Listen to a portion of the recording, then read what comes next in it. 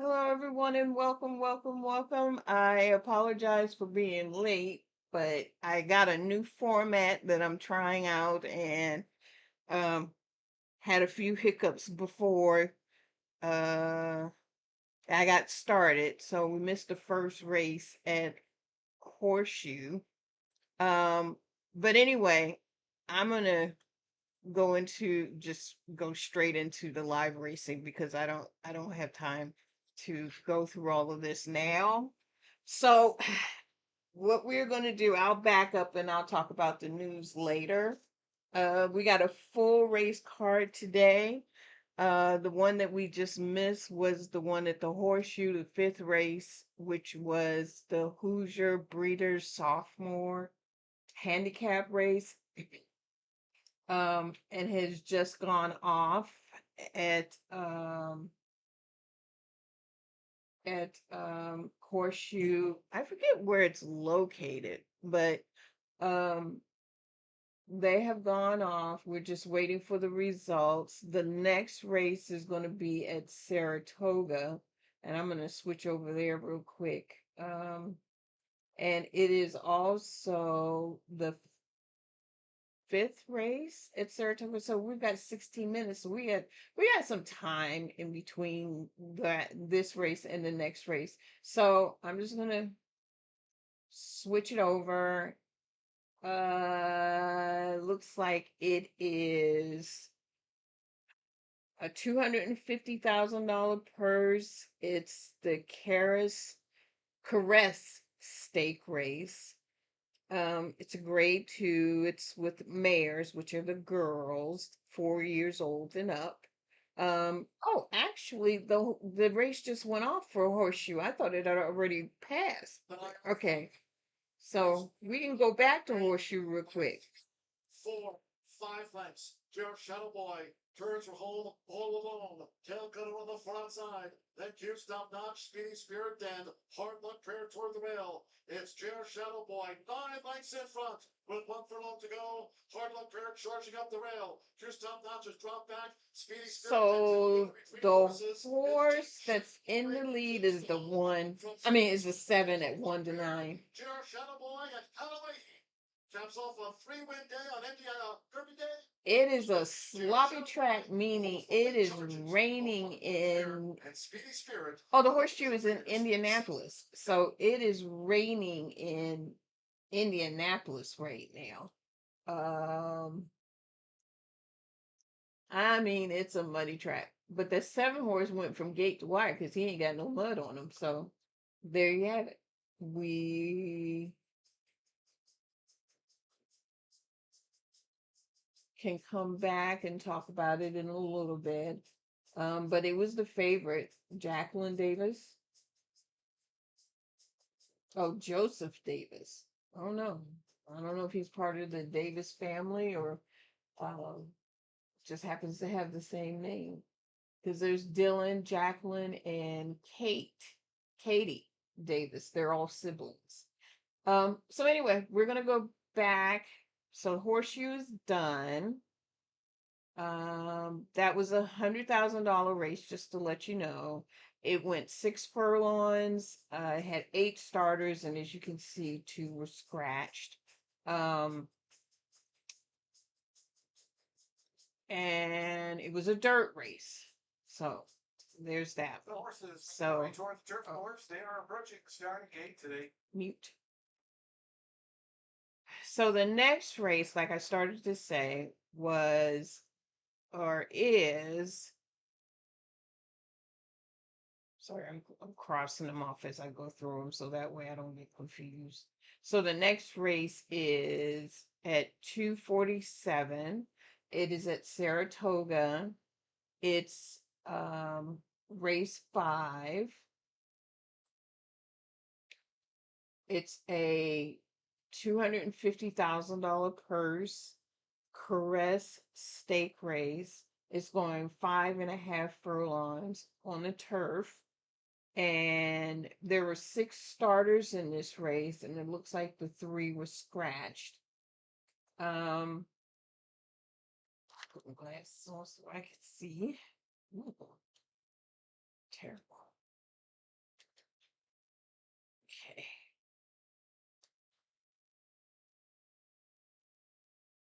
So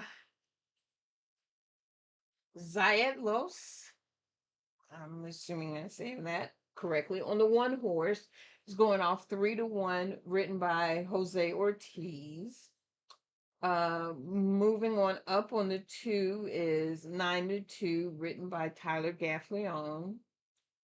The four horse is Sunna at 5-2, written by Joel Rosario. And the five is Obstroporosis at 12-1, written by Jaime Rodriguez. And on the six, In Our Time at 6-5, written by Flavian Pratt. So I'm going to look and see what I think my first impression is. That's all I do is just quick, quick down and dirty. Oh, I'm going into the wrong file. Um, at a glance.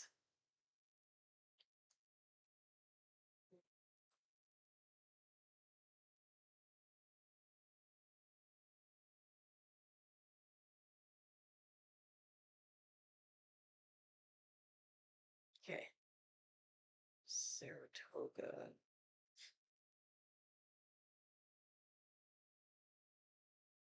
I was going to say my PowerPoint. I mean my Acrobat. Seems like it wants to act funky right now, but I got it working. This is the fifth race. So at a glance, I am going to say, well, at least they've all run before. Mm. And since there are only five horses in the race,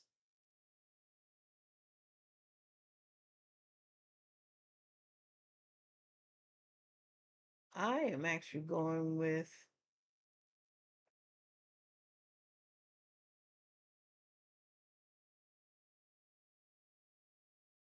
the two or the three.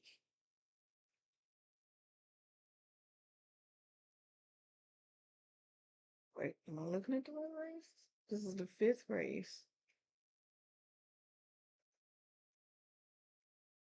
The three is scratched. That's what I'm like. Wait, I don't see his name. Okay, so what was the favorite? The six.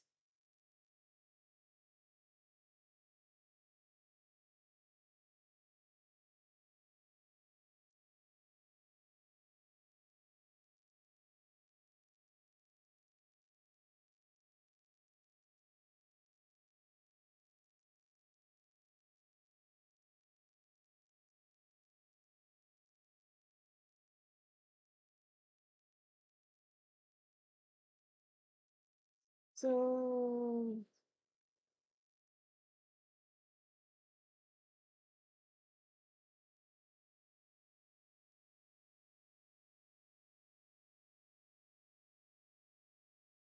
the four.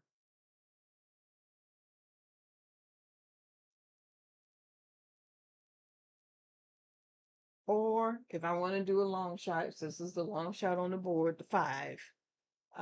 But that's all I got for this race. I got nothing else. Nothing else. Um,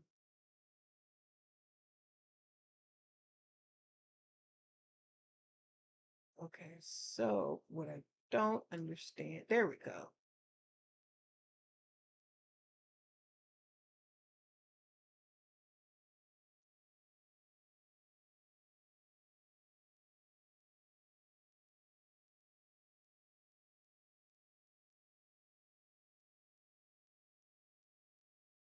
So I got it to where it will tab to the next race, but it doesn't show. I don't know whether it's showing it live or not. So I'm not really certain on that one. So I'm going to assume that it is showing live because it's not letting me transition it. So um because the next race should actually be the Caress Stakes. I see it, but I don't see where you see it. So, um, yep, I'm pushing the transition button and nothing is happening. So I'm not sure why it's doing that. So randomly weird.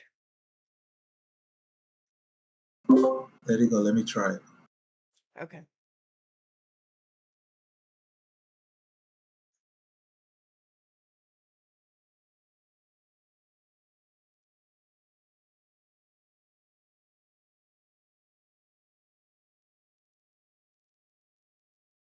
Well, that's being fixed.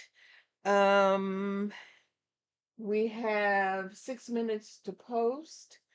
Oh, and I have another way of being able to get this fixed right here.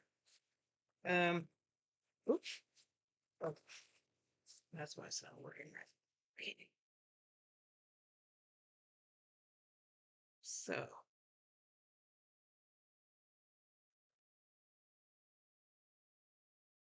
um,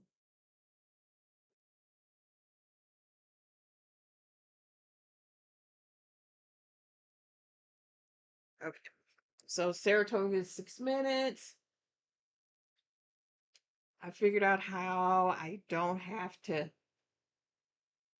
toggle back and forth with the TV. I keep TV on one, and then I got something else that does the other channel, and I'm good to go. So I'm learning. I am learning. I feel very proud of myself that I've made progress.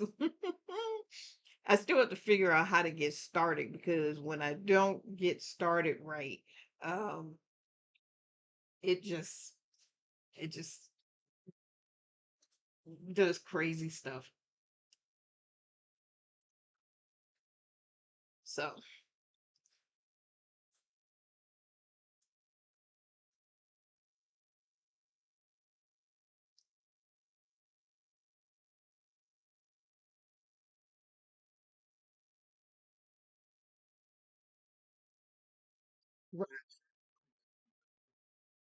load what?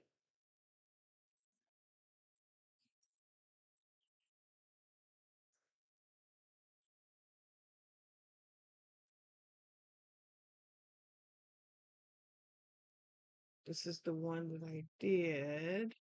These are all the races. So I can just click the next. See how it changes here, changes to the next race. All I'm doing is hitting the right arrow because that's the way I set it up in the hot tickets. I mean, in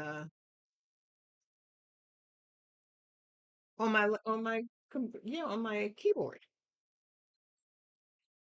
Oh, I don't know how you not see it. Yeah, I'm hitting the right arrow or the left arrow to go back. Right to go forward, left to go back. But when I try to hit the transition button, it's not doing anything. In fact, is it even recording? Are we live? Okay, because the last time it didn't do this, although it looks like I'm live, I wasn't actually live streaming. Okay, okay. We got 3 minutes to post at Saratoga. The next race after this is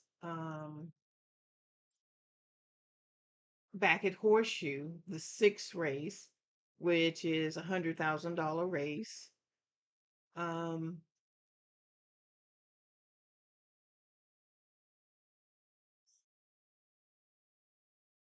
and it's going roughly about a mile, and it says mile and 70th. I never understood what that meant, but I'm guessing it's maybe a little less or a little more than a mile and an eighth. I'm not really sure. But anyway, there are six starters. Nope, there are nine starters in this race coming up um, at Horseshoe after this. And it's a dirt race. And I'll give you more details as we get there. But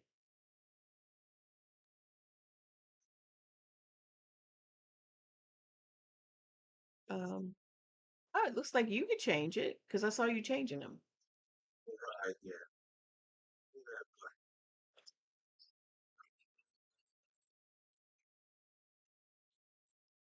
Uh, I did.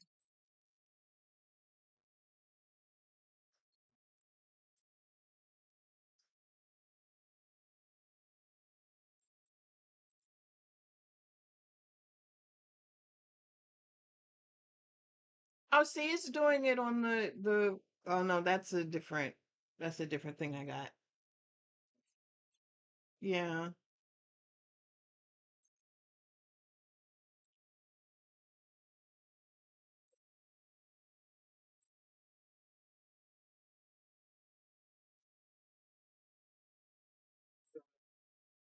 All right. Well, I got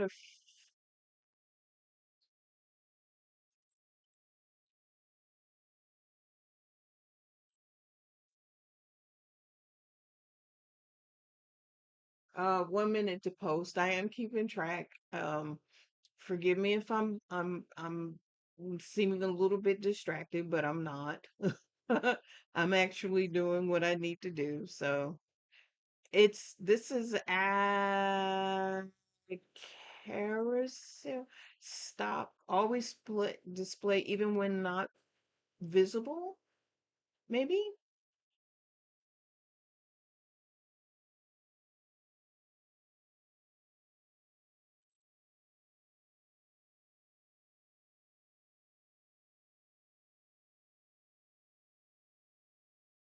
Yep. Randomly weird. Hmm.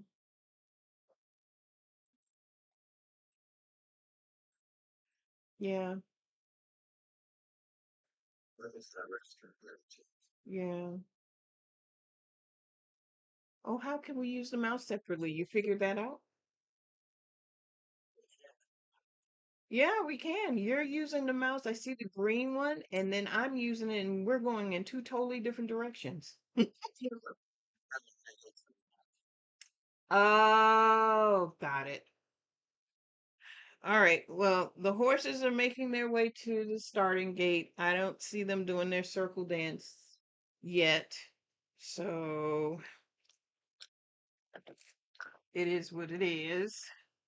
Just waiting for them to go off now. Um,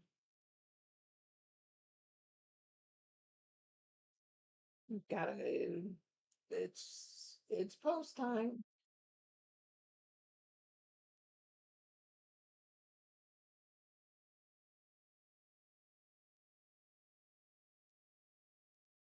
Oh, it was getting ready to say it said 11 was scratch, and I'm like, well, there's no 11 in this race, so I guess they're talking about a different race. Mm. And as soon as this race is over with, we're going to immediately switch over to the horseshoe and be able to talk about the horseshoe. They are moving really slow.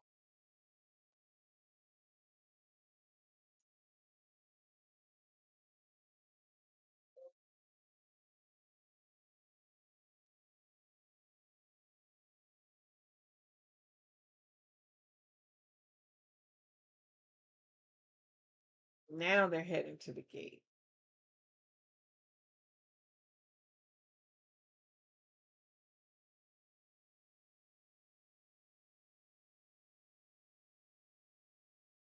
When I say I liked, I said I like the four, and I would take the five as a long shot because it is so longest shot on the board. Why not take it? Why not do anything with it?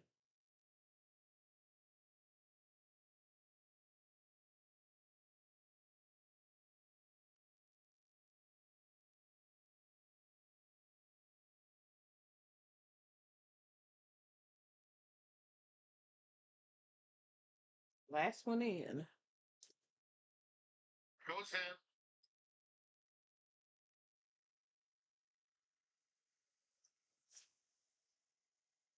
Renegade. In. They're off in the caress. Sana is very quick away from the gate, but so is In Our Time. They match strides and open up three, make it four. Zeitlos is third. Upstrepper is fourth on the outside, 5 lengths off the lead now, and moving Right on now, up the four is in the is the front. trailer. The two favorites duking it out. Both going full speed. 4-6. Sana In Our Time, 20 and 4/5 seconds.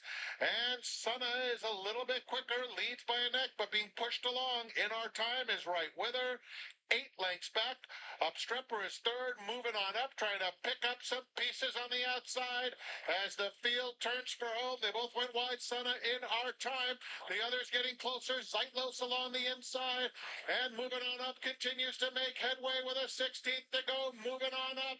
And Zeitlos come to these embattled leaders. Moving on up in the center. The course takes command from last to first. He sure did. The two-horse won that race. Tyler didn't think twice about it. He just said, I don't care what anybody else says. I'm going to do what I want to do, and that's it. That's all I'm going to do. Is I'm just going to go ahead and take over, and he did. He did just that. Bless his heart. So it came. Oh, I don't know who came second or third, but the two-horse won the race. Um, We are moving over to Horseshoe right now. See how quickly we can get to that. Horseshoe.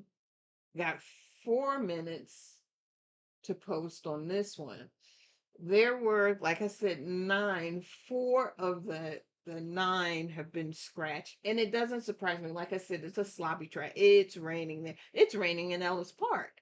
So it's raining along the East Coast. It was raining earlier here where I am. So it doesn't surprise me that there are going to be a lot of scratches. And the other thing that won't surprise me is your favorites may not, unless they really like riding in the mud, they're not going to do well in the mud.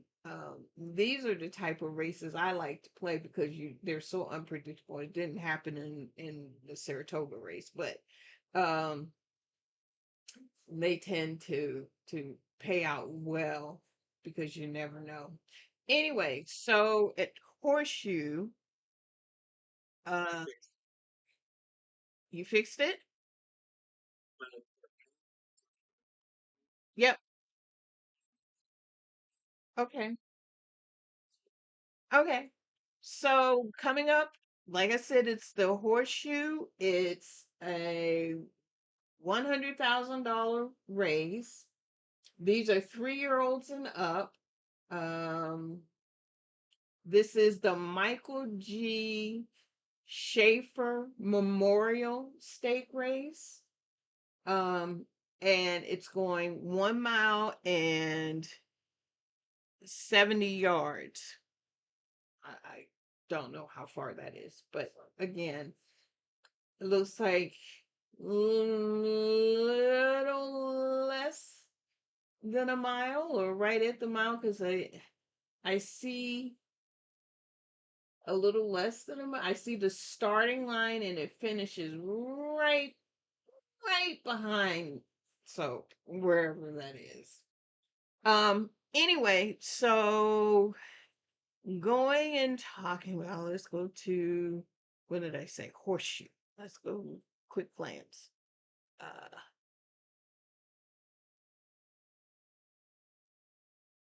so far there have been no um surprises.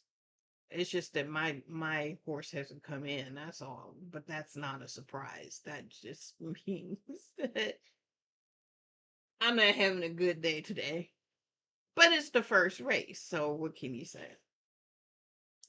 All right, here we go. Let's see. The 1, 2, 4, and 5 are scratched. It's going a little over a mile. So let's look at the 3.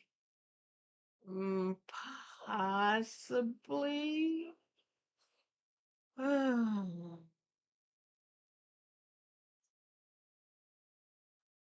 The 4 and 5.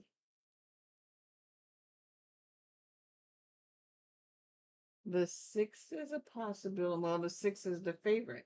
Oh, I didn't talk about the horses at all. So the 3 is first division at 9-2, written by Jaime Ramos. Joseph. Joseph Ramos. The 6 is instant replay at 7-5 with Irad Ortiz. The 7 is Wood Court at 11-1 with Evan Ronan. The 8 is Ben Dog at 8-5 with Junior Alvarado. And the 9 is Gold at 9-2 with Luis Saez. And I am thinking, let's see, what did I say? Kind of like the 1.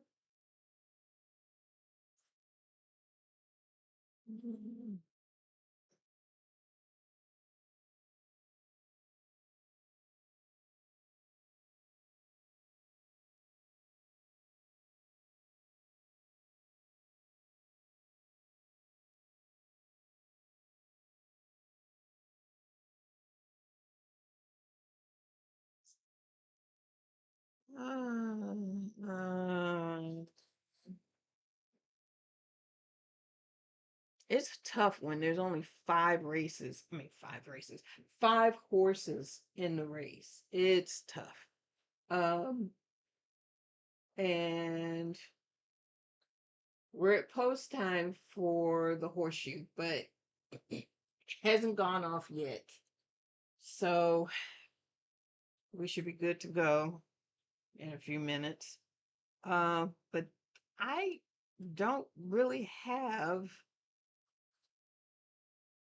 a strong opinion on this one.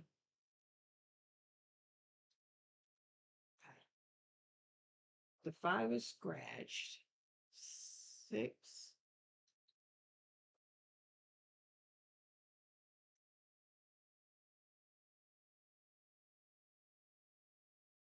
Oh, just for kicks and giggles. I mean, the 6 is impressive. I won't take that away. So I have to go with the 6. But I also like the 7. So that's what I'm gonna kind of go with, the 7. The next race after this one will be Colonial Downs. I see where it says post time for the horseshoe, but they're sticking with Monmouth Park for a reason. Does that mean they're not planning to show it? I can go live because I know I'm not supposed to, but oh, they're still making their way to the gate. They're still making their way to the gate, so we're good. Um,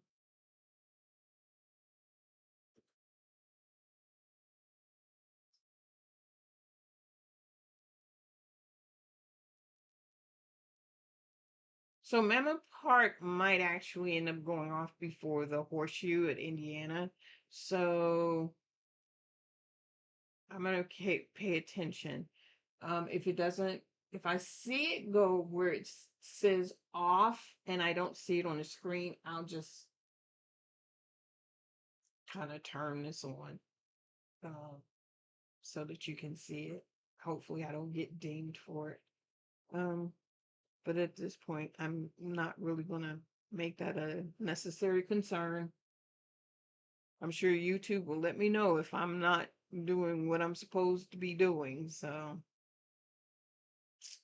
there you have it. Okay. Sometimes I crack myself up.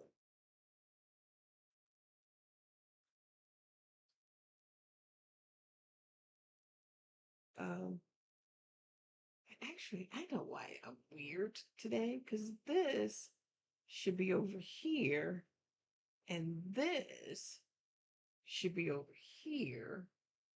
That way I'm looking at the camera instead of to the back. Okay, that makes a lot more sense. No, I'm like, why is it so weird? Randomly weird. All right. So this makes a heck of a lot more sense to me now to set up this right and the way I want it to be. So I'm good to go. I am good to go. Um, and I also had a different chat window open last time that was separate from this. Let's see if I can do that again. Because I like the whole chat window interaction.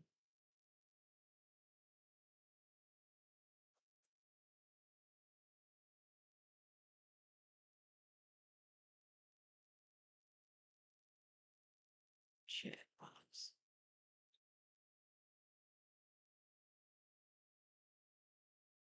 Oh, it's off. They didn't show it.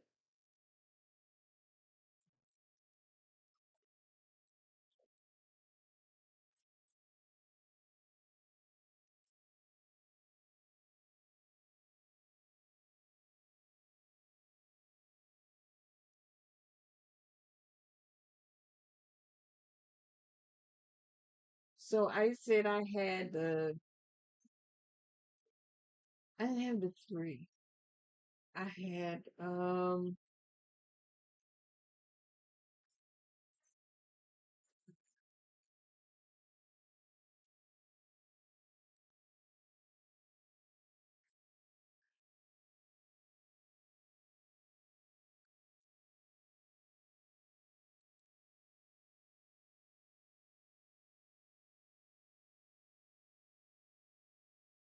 so the 8 horse won the race.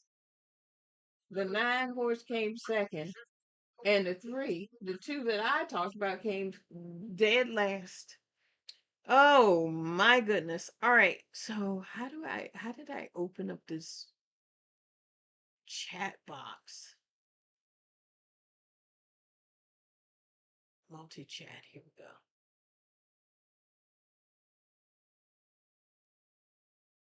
Okay. I think I'm back in business, y'all.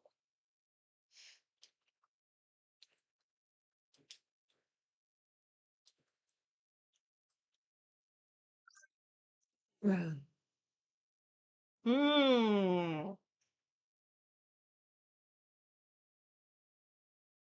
Okay. So the next race that's coming up is the sixth race at Colonial Downs. It's a good thing I'm not playing these horses for real because this is the second race back to back that my horses came. But then I also said that the ones that actually are good aren't really well on a muddy track, so that kind of changes things. So who knows? Okay, so we're gonna switch over to Colonial Downs. Oh, and this one's 2 minutes to post. I'm not sure of this one. Oh, I don't have the live, so I can't do this one live. So I got to rely on TV to kind of tell me whether or not I can see this race. If not, we're just gonna have to go right on by and keep moving. The ones I don't see, I can't do anything about it. Anyway, so in this race there were 6 horses. Um It's $120,000 purse. It's the Miss Disco Stakes race. Um, Fillies 3 year olds and up. Those are the ones that are like 2 year olds or whatever. But um,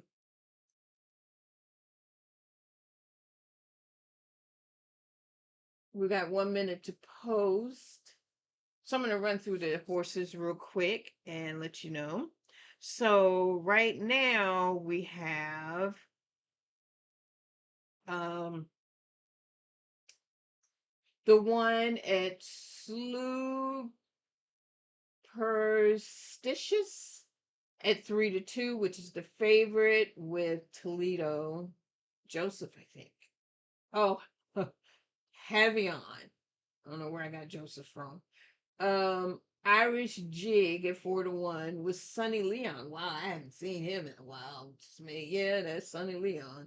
Um, the 4 at Just Filtered at 2-1 with uh Micah Sanchez. The 5 Mon Rev at 8-1 with Jareth Loveberry. And 6 is Doc's Miracle at 5-2 with Paco Lopez. Now, at first glance, I always bet on Paco because he just knows how to bring him in. Now, I know he can't win every horse race, but that's who I bet on is Paco Lopez. But I will take a look at the past performances and just see if there's anything that I should be paying attention to. Uh, Colonial Downs. Do I already have that? Nope. So let's go to Colonial Downs. Um, and this is the 6th race at Colonial Downs.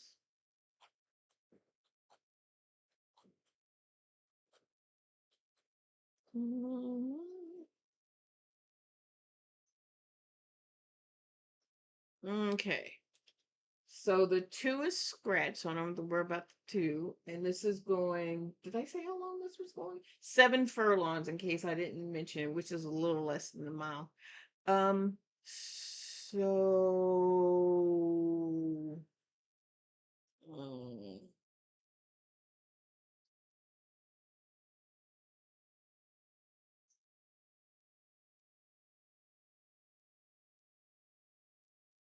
let's see.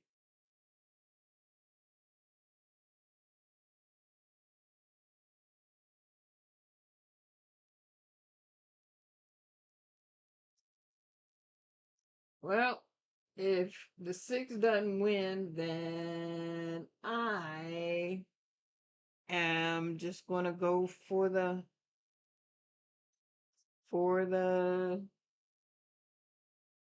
1. That's all I got. So in race 6, oh, how come wrong one? This one. Okay.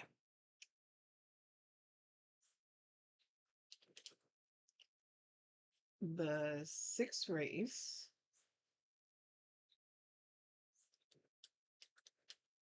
at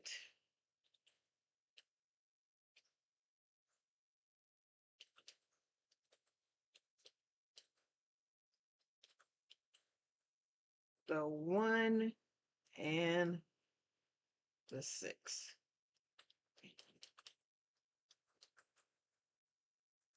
Let's go Paco. All right, so the next race.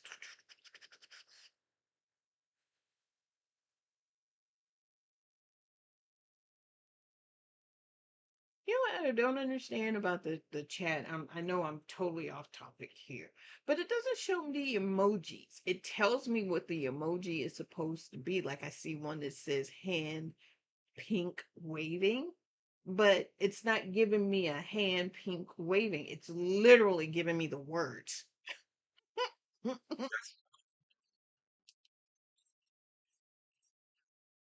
Oh, that's so funny to me. Okay. All right. So while we're waiting for that race to go off, oh, it's already off. I'm sorry. I wasn't paying attention. Doc's Miracle with the back is full rim. Finally, 12 mile left to go. Just filtered. Holding on to that lead, but grimly so. Superstitious on the outside has the momentum. Superstitious trying to get up. Irish jig down toward the fence late. They drive to the wire. Here it is. Photo finish. Oh, It it's is close between there. one Irish jig and and three. Superstitious. Just filtered was third. Photo here in the Miss Disco. Taco when he was last. He must have a dud because usually he's good at bringing them in. So I have to wait for the photo finish, but the one was there for sure. Neat. All right, so we'll wait for that to come in. The next race that's coming up is back at the horseshoe. I think we got a little bit of time in between, so I can take a breather. I mean, not that I'm going anywhere. I'm just saying I can take a breather. I won't have to feel rushed. Yes, this one is about 19 minutes. This is the Hoosiers Breeders. What if it's one of the uh I did not check. I It may not be. Because it says Hoosiers Breeders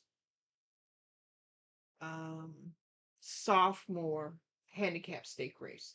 So I don't know if it just has breeders in it, as in the breeders themselves. I just took my first assumption was maybe it has something to do with the Breeders' Cup, but I have a feeling it's not. But I'm gonna go to the past performance anyway and take a look. What did I say? Horseshoe. Oh, I already had that. Race 7. No, this is just about the breeders themselves, or it could be the person's last name. I don't know. But anyway, we've got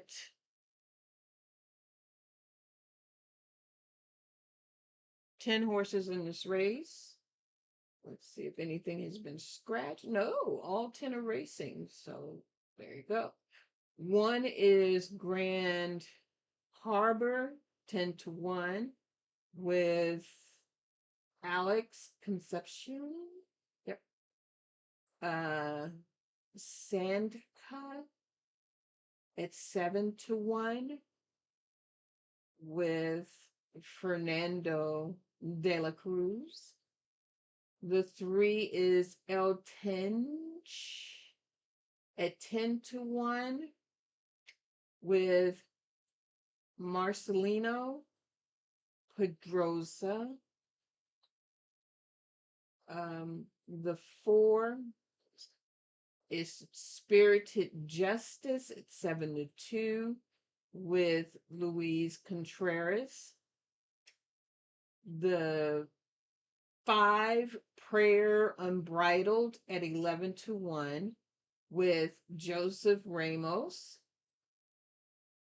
The 6 Sweet Summertime with Alex Archard. Negra Noche at 24-1 with Santos Senor. The 8 at Kaboom at 8-1 with Luis Saez. Liam's Charge at 5-2, which is the favorite, with Alberto Burgos. And last is Lady Chaos at 5-1. Irving Mancada. And I'm at last but not least. I don't want to make it seem like it's the last list. Um, so there you have it. These are all fillies, 3 year olds and up. And we've got about 15 minutes to post. Let's see what I got at a glance. Um,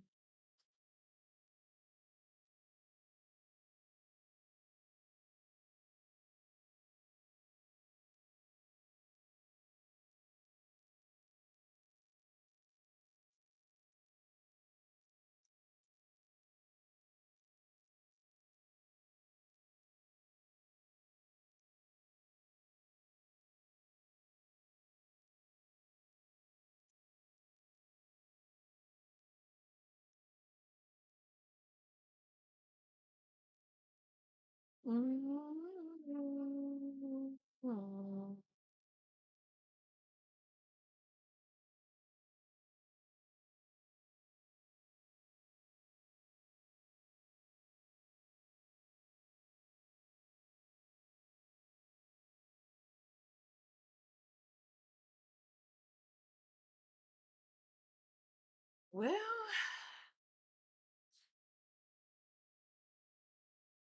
one, 1 to 2. The favorite is the 9.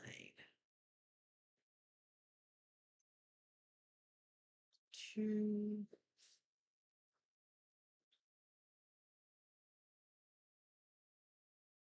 the 4, maybe.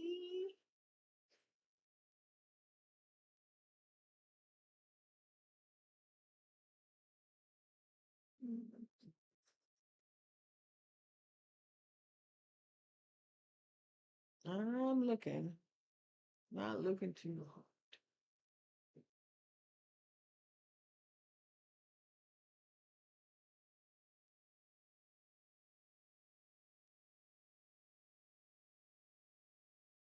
Mm,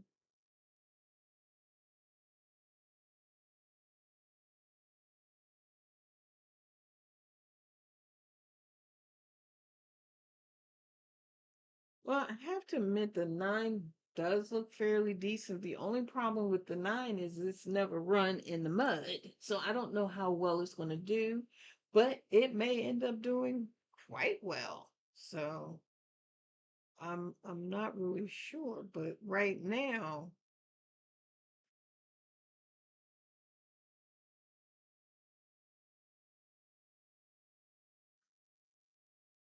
when I say the 2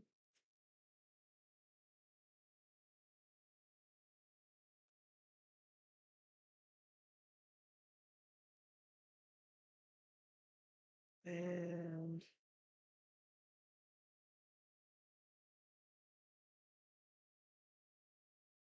mm,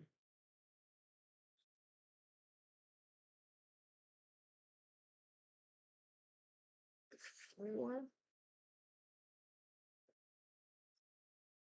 maybe.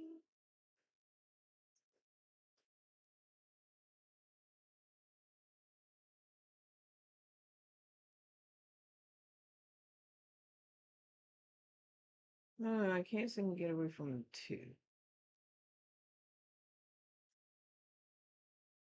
Like I said, 9 might.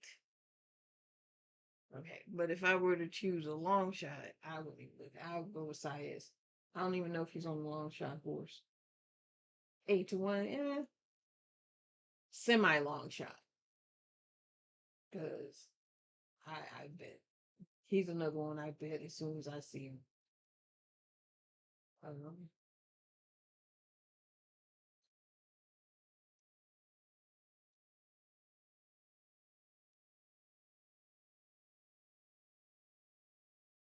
Alex, he's a great jockey. I'm surprised they have him going off 18 to 1. Um, I would just bet Alex for a long shot sake, not for any other reason other than the fact that he might bring in a long shot. But That's where we are. And I'm putting them in the chat so that I can remember what I said because whenever I say something, I always forget because I've moved on to the next race. So in race 7 at the horseshoe,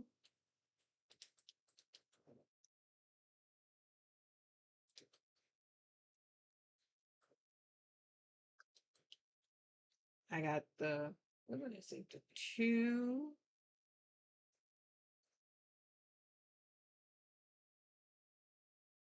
the 9, and maybe the, is it 4?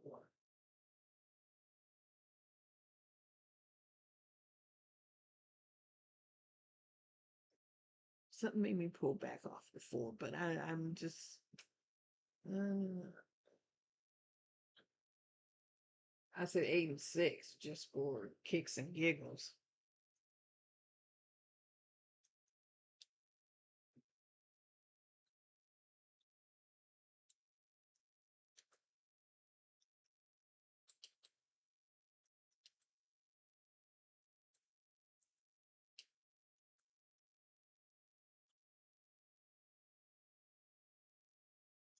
That's all I got. So, moving on to the next race. The next race after this one that is coming up, we've got 9 minutes to post, will be at Monmouth Park. I think this is the only race that we're going to cover at Monmouth Park for today. It is race 6 at $100,000. My Frenchman's stake is going about 5.5 furlongs on the turf, and there are 8 starters. Actually, this and Monmouth are like 3 minutes apart, so I'm going to really pay close attention to these two so that we can at least watch both of them. I know they're not going to show both races. It's like they're deferring to the Monmouth races, but it says I can watch it live here. Like I said, until I get struck down and said, no, you cannot do that. It's 80 degrees Indian in Indiana. Whew. Wow. Okay. Um, feels like 85. Huh?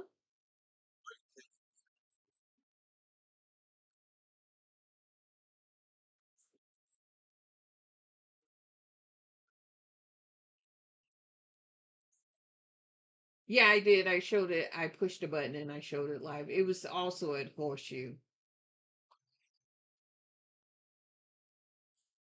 Hmm. Um, yeah.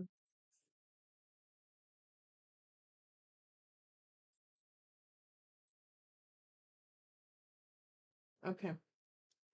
Then I won't.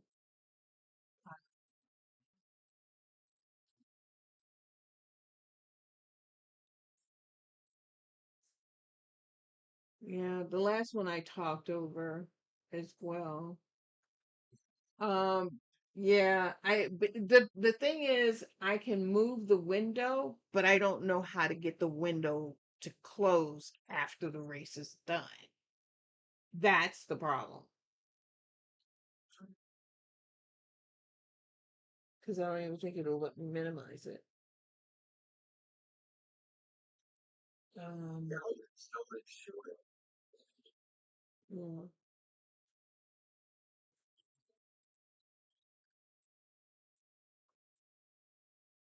Well, let's see what it does. I don't know if it's going to show horseshoe, but we'll figure it out.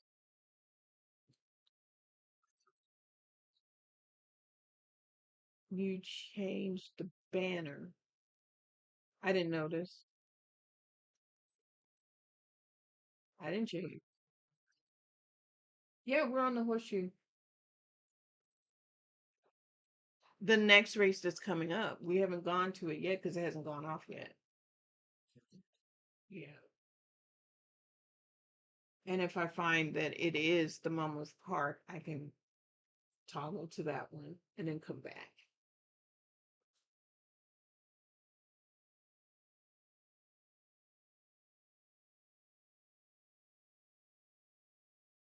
I wonder if I can open it up in a different, let me see. Can I do it this way?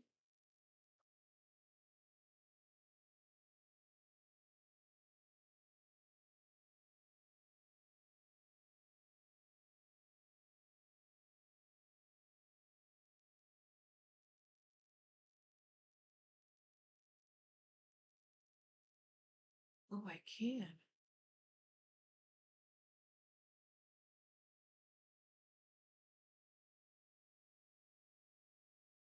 It's a horseshoe.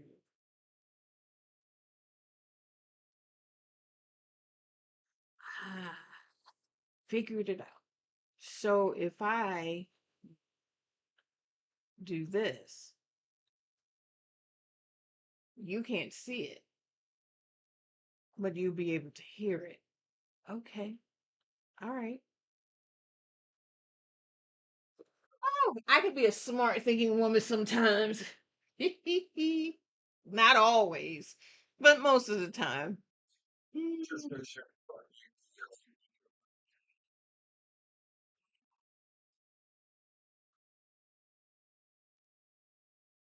Oh, okay. Well, that's good to know.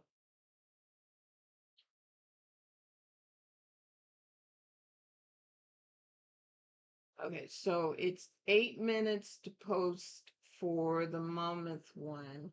Let's see if they are actually going to show it live uh, on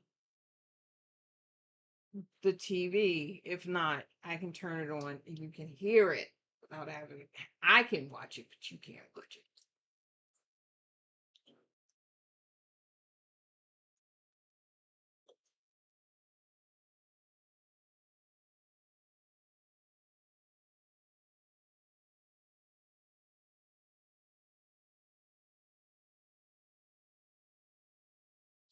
So while we're waiting on that, let's go to Monmouth. 3 minutes. Let's go to Monmouth and we can talk about the next race at Monmouth Park, and we'll come back to the the horseshoe race once it's getting ready to go off. So Monmouth Park, this is a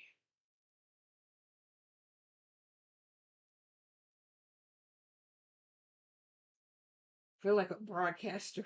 I'm going from one screen to the next. It's just the camera doesn't follow my face when I switch from one screen to the other. So you get both profiles or whatever. I don't even know what's supposed to be the good side and the bad side.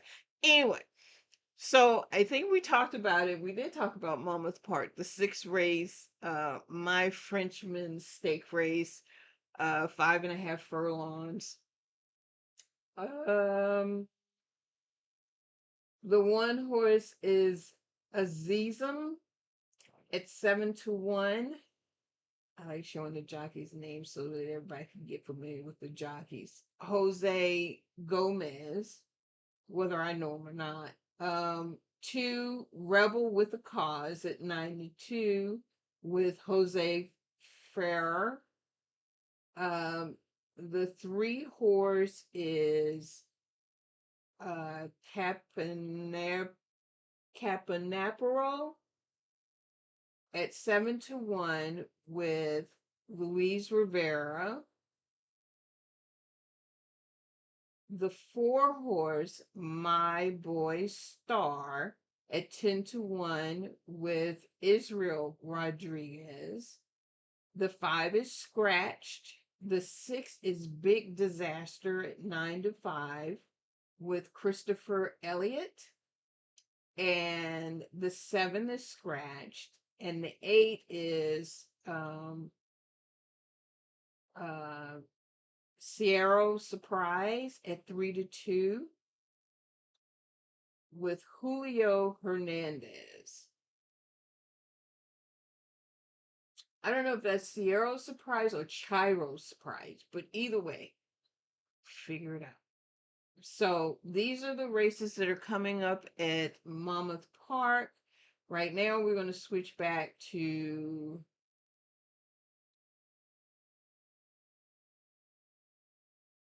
Horseshoe.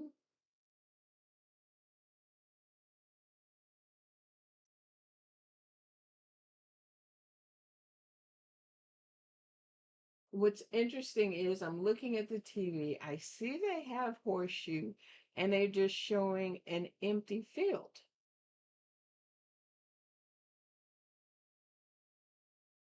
Does that mean they've paused the races? No, they're just showing, because what I see here is not the same thing that I'm looking at on the screen. So I don't know what they're showing, honestly. So I'll just start it when they start. Oh, now they're showing. Okay. Okay. We are cooking with gravy now. They're doing their circle dance. That's what they're doing. What I call it. Their circle dance.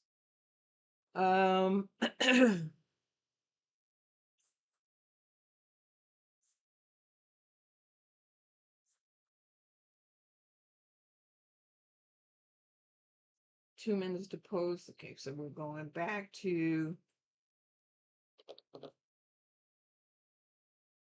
it's post time. They are eventually making their way. I didn't do at a quick glance for the one at Monmouth Park.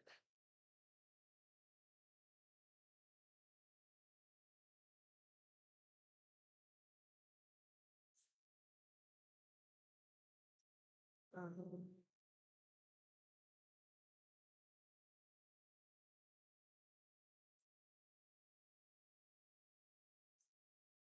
so she saw it down because I got too many things open,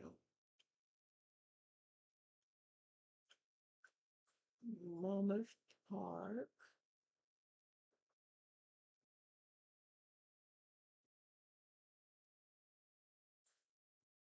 Forgot which ones were scratched.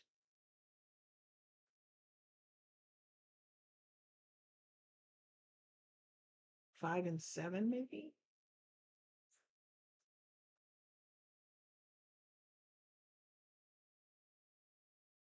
Oh, definitely 7 because Jorge Vargas is not on. I did not mention his name at all. 5, yep. Charlie Marquez, yeah. So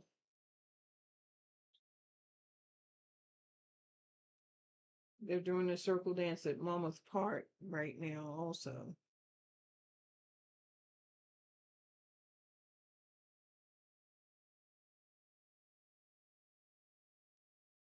One minute to post there, and then 0 is post time.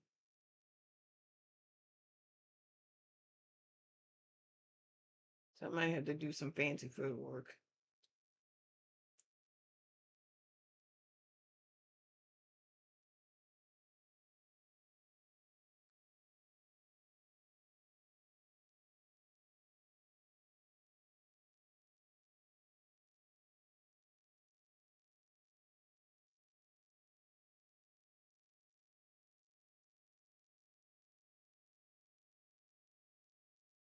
So I might be looking at the 8 and at the Mama's Grace.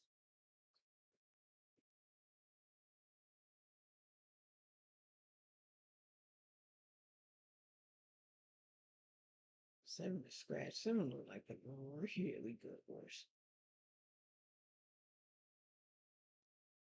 The 6 doesn't look too bad at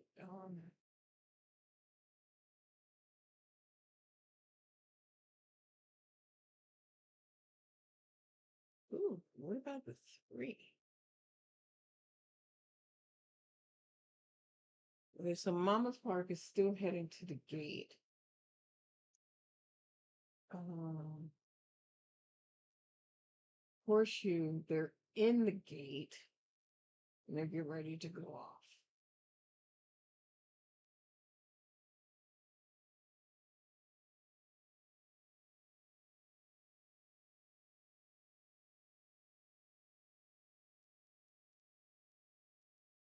Mama's, they're doing a circle dance, so they got a couple of minutes before they go off.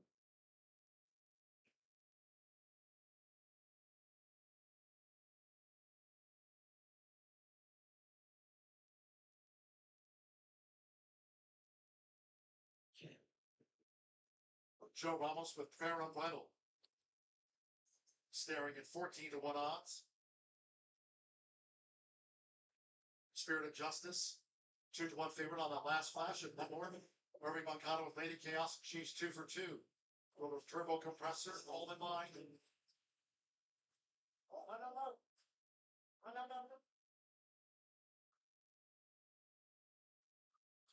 Rebel with a cause goes in.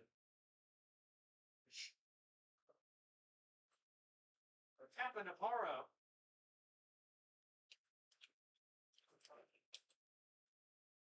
Half the field is loaded. My boy Star is coming up to the game.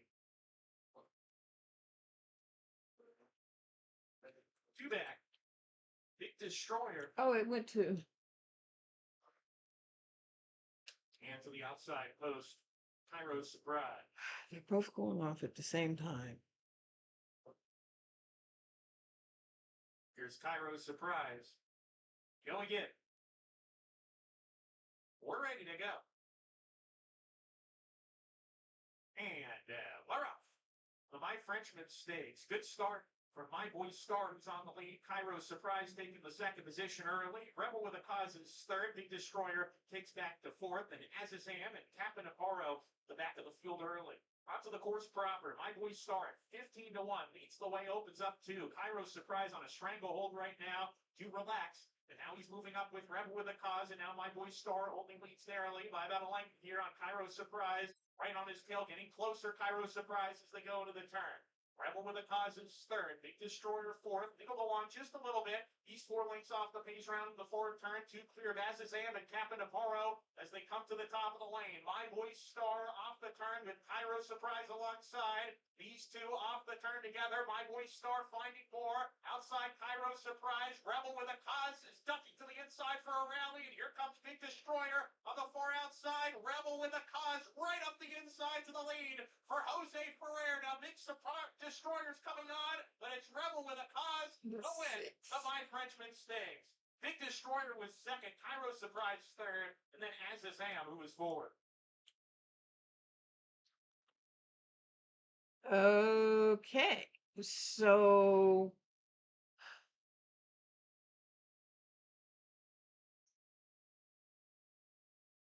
I don't even know who I was even. I mentioned horses, but I didn't get a chance to put them in the chat, and I'm doing some stuff. And at the Indy race, my numbers did not come in at all. Nothing came in. It came one. Oh, they're going to show it. Okay, so they just delayed it.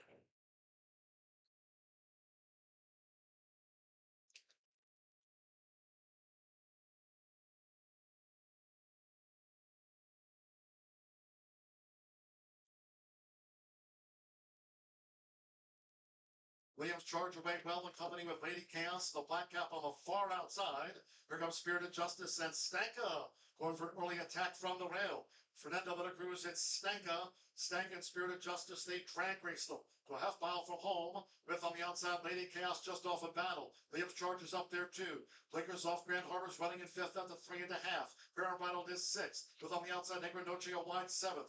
To the inside is Elting. riding the rail from 8th, and they have 3 furlongs to go. For the back two, Sweet Summertime, coupled with Kaboom. They're in the backfield. The quarter was a couple of ticks over 22. Moving right along on the edge of the quarter pole. It's been a heated battle. Spirit of Justice has the advantage over Stanka as they turn for home. Lady Chaos in on the outside, Liam's Charge, and Grand Harbor. She's found a gap, and that's a bold stroke. Grand Harbor trying to push on through. She's in very tight, but she's game for Axel Concepcion. Grand Harbor has rallied up the rail. 1:16 to go. Liam's Charge is charging. Lady Chaos between horses. It is Grand Harbor who's just in front. Grand Harbor, Liam's Charge, Grand Harbor over Liam's Charge in a driving finish to the filly division of the Hoosier Breeders Sophomore Handicap, and then Lady Chaos Elting was nearest at the finish with. Okay. So in this race, the seventh race, it came 1, 9, 10, 3. I had the 9. The 9 came second, so I did have the 9. But that was about it. You know, that's crazy. All right. So moving on to the next race, we got okay. Take a look. Colonial Downs. Oh, that's 0 minutes to post. So let's move over to Colonial Downs. That is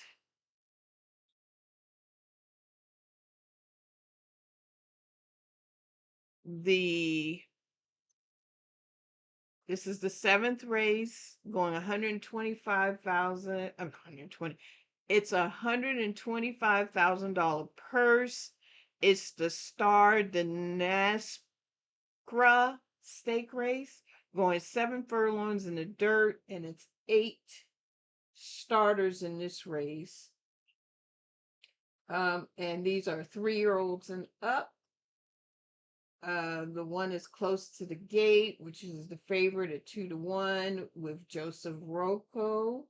The 2 is GQ Worthy at 27-1 with the Xavier Perez. The 3 is Top Manipulator at 7-2 with Forrest Boyce.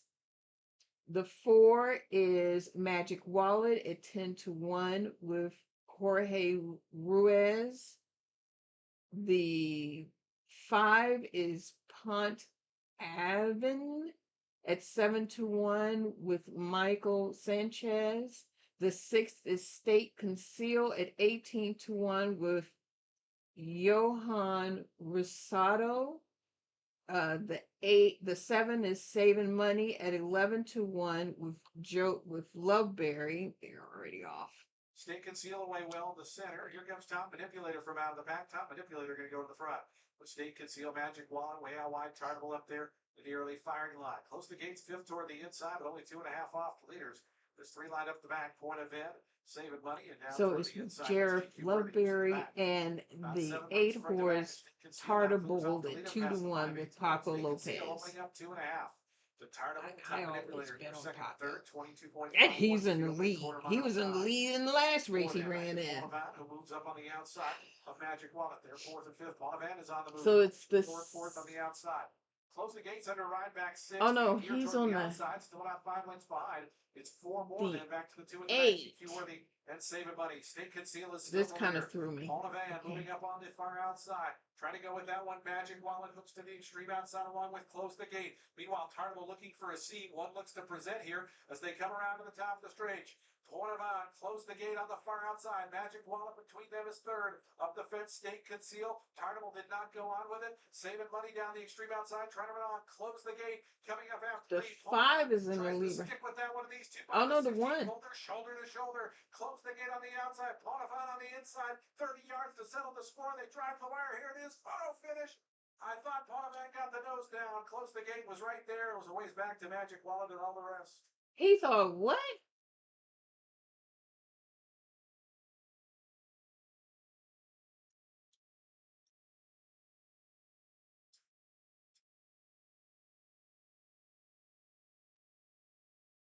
Okay, so he said Looked like it came 5-1. I'm not really sure, but I thought it was the other way around. I could have been wrong. So we're down with that one. The next race is again at the horseshoe. So we're gonna go back to the horseshoe.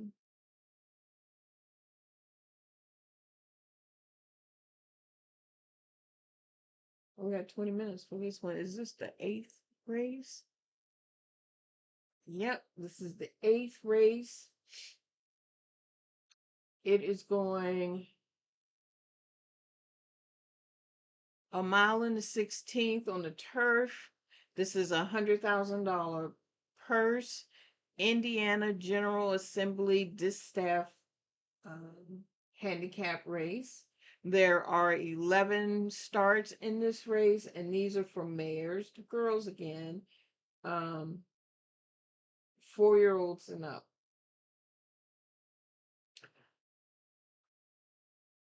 We've got the one at Metarosa at 4-1 with Junior Alvarado. The 2 is Always Wanting at 54-1. Ooh, I would bet him just Irving Mankata, 54-1. The 3 and the 4 have been scratched. The 5 is Go Town. I don't even know why I did that. Go Town at 18-1 with Joseph Romero. The 6 is Charlene's Dream at 4-1 with Edvin Roman. The 7 is Maiwa at 8-5, which is the favorite with Irad Ortiz. Calamity on the 8, 13-1 with Alex Conception. The 9, Princess Attitude at 9-1 with Mario Gutierrez. And 11 In the Stars at 3-1 with Luis Saez. We still have about 19 minutes, and I am actually going to take a quick break just to recharge myself. And I will be back in a few minutes. So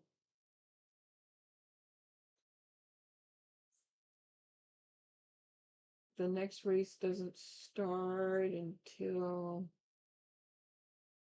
13:05.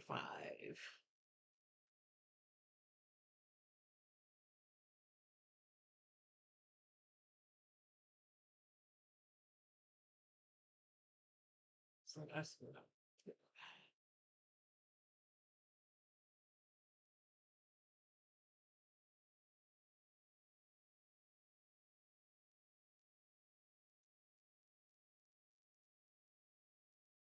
4:05. I would say that doesn't make sense.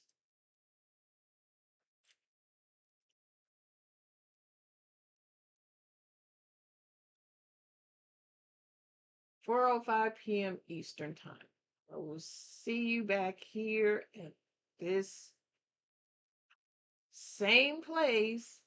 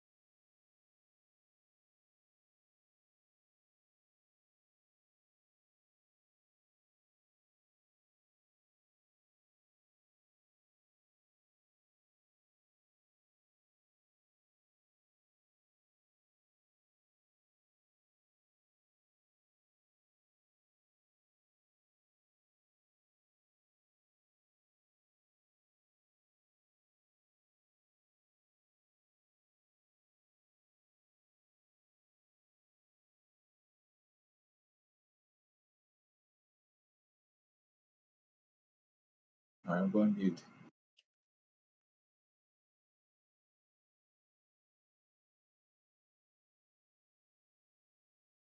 Hey, you. Welcome back. Welcome back.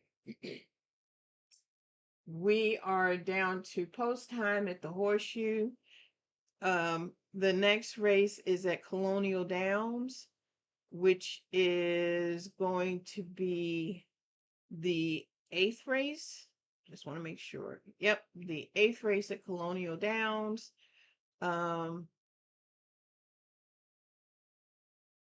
That's going to be starting in 5 minutes, so probably right behind this one. Race that's going off shortly.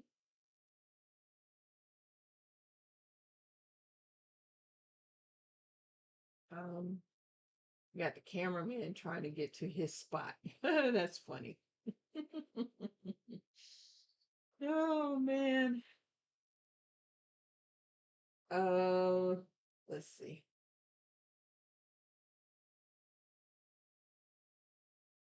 Okay, real quick. So this is the I have to take this off studio. I was going to say, why is it not moving? I want to go back to the first one. Unbelievable.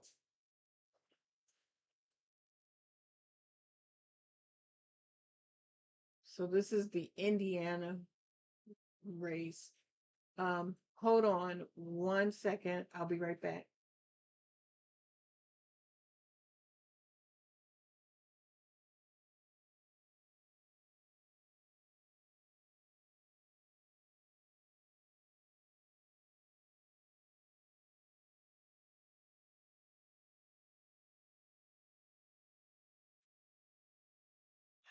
Okay, I'm back. Waiting for the races to begin. Oh, what race was this? It just went off that I missed.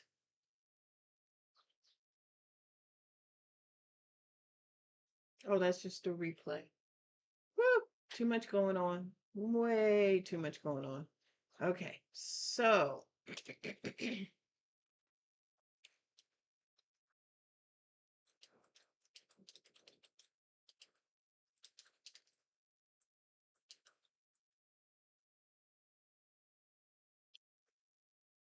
right. Uh, we're still waiting for that race to go off. So the eighth race is a $125,000 race. It's the Glen Petty Stake race. Going 5.5 furlongs on the turf. There's 6 starters, and it is for fillies and mares. They're the girls again. Girls are running today. 3-year-olds and up.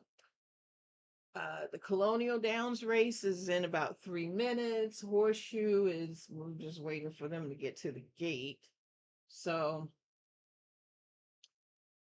as soon as one goes off, I will switch to that one. Right now it's between the two.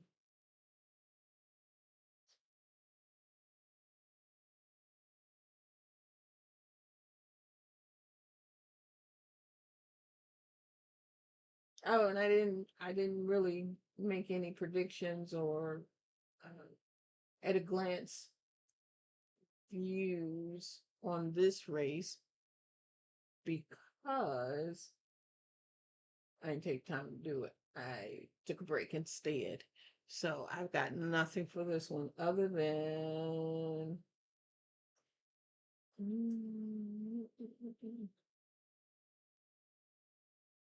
it's going 1.5 miles. Yeah, this takes a little bit more time to do at a glance. I mean,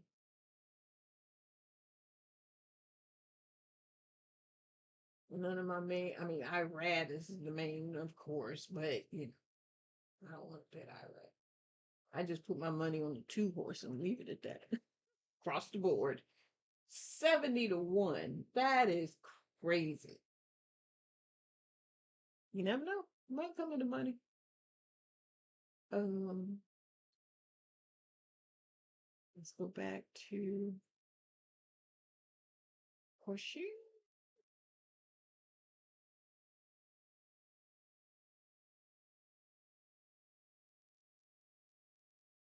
Mammoth Park is going on. We're just waiting. I don't know how Mammoth Park ended up going off before Horseshoe, but it did. Oh, here we go. Town just leads out from a close-up Charlene's Dream, and they have 6 furlongs to run. Always Wanting is joined on the outside by Princess Attitude. They're joined third with Motorosa running in fifth as these leaders go to the back of the course. On the outside is In the Stars, to the inside Ira Ortiz and Miwa in the orange cap, now running second to last, and Calamity The trails them. 5 is in the front. 21.97 for the lead part. 5, Go 6, Town, 2, press hard 9 by is Charlene's where it Dream. is right And these now. two bowling right along, going past the half-mile pole with on the outside Princess Attitude vying for third with to the inside Always Wanting as the showers come back here to the shoe. There comes Motorosa, who stays planted toward the rail there for Junior Alvarado within the stars following Motorosa. Farther back then to Miwa, who's in behind horses, still a length off these leaders, and Calamity will have to pass them all as they come toward the quarter pole. Testing half mile, 45.87.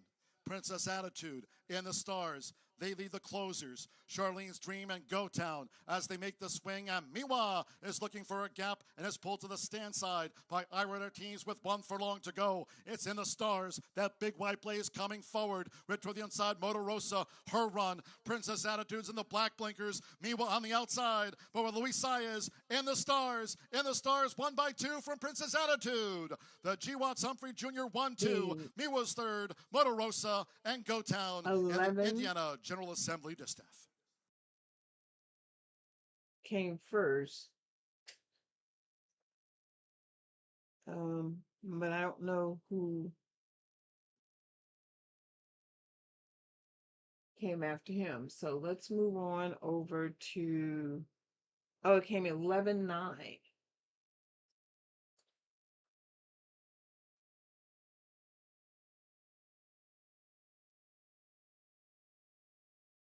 Seven or one.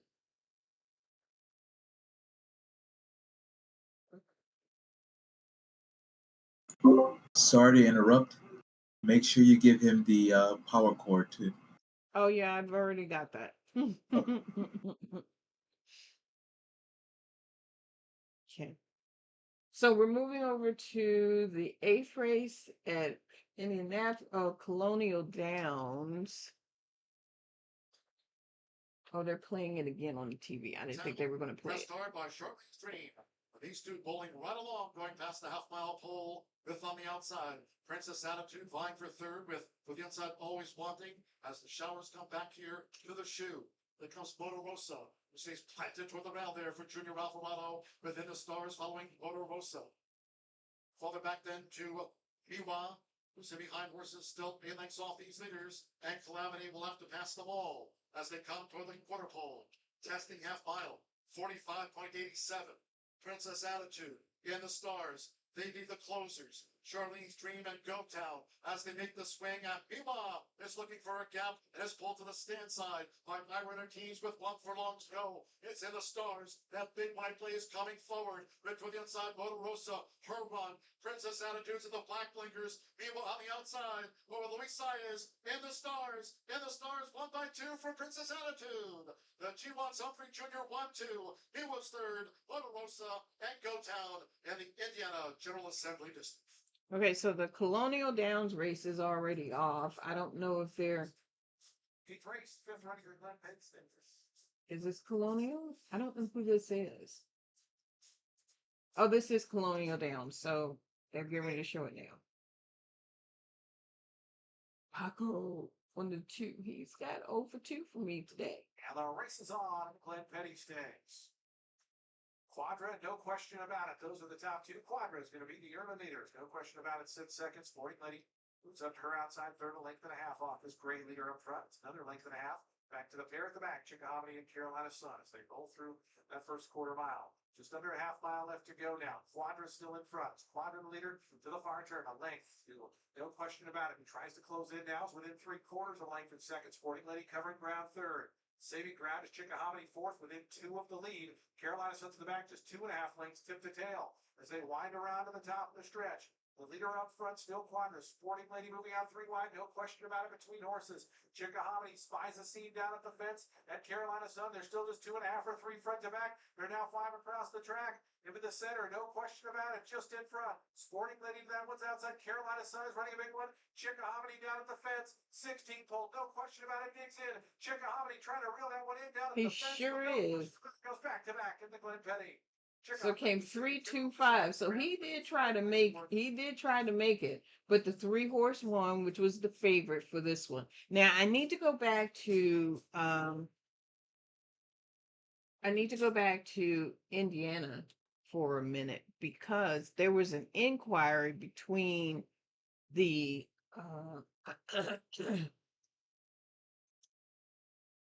the 11 and the 9, and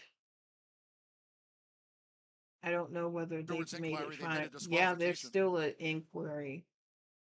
The 5,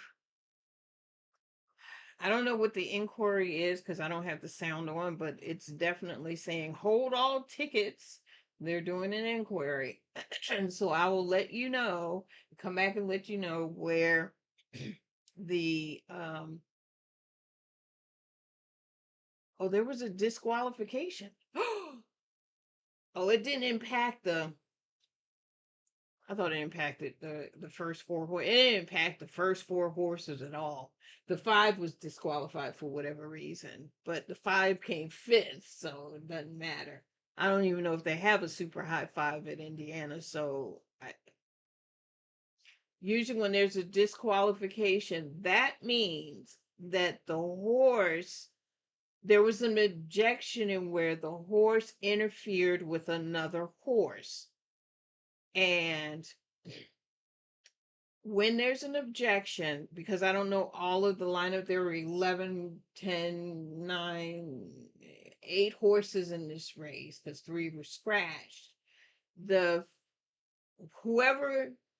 whichever horse number that objected to the 5, when that horse is disqualified, that horse gets put behind whichever horse was raising the objection.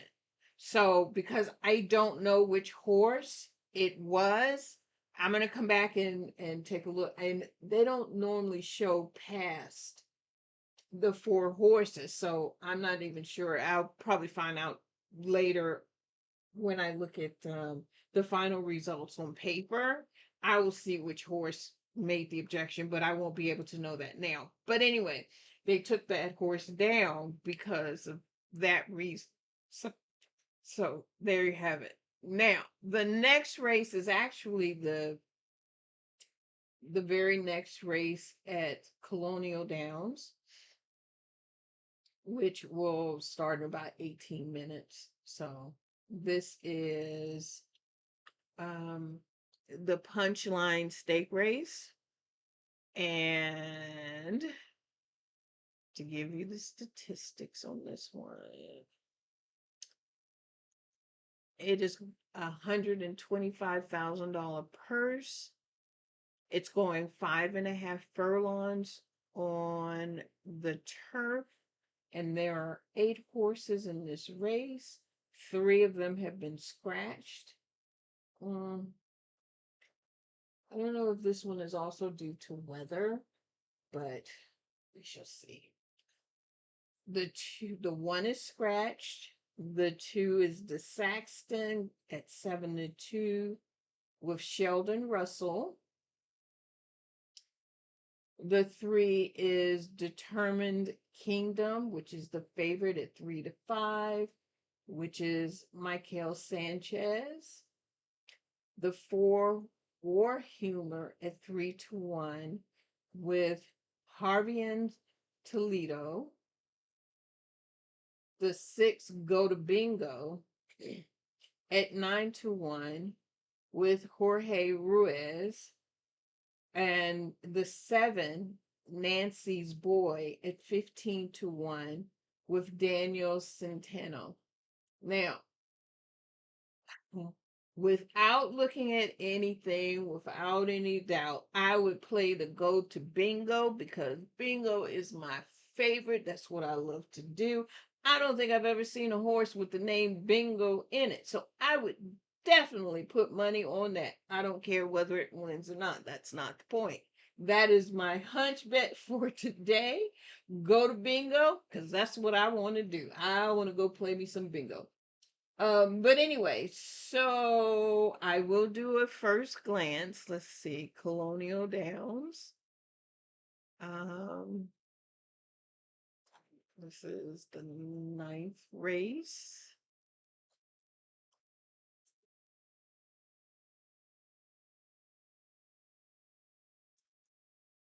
Five and a half furlongs.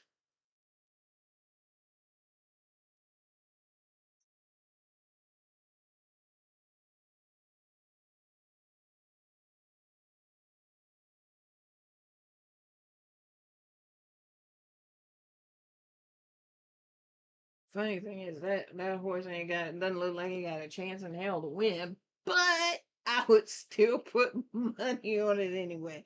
Let's see. I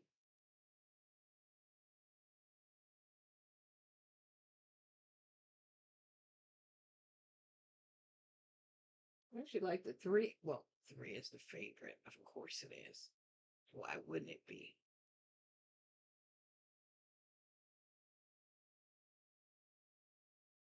Actually, that's all I got is 3. If the 3 don't win, the 3 don't win. Um, so there you have it. I got nothing else in for as far as that is concerned. So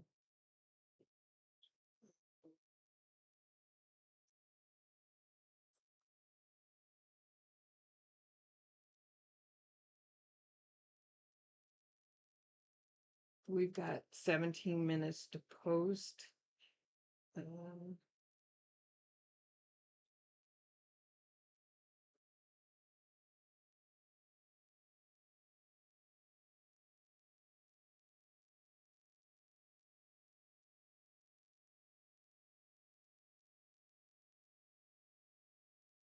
I didn't get to any news yet today, so I'm gonna throw a little bit of news in there. That's not what I'm looking for. What happened to my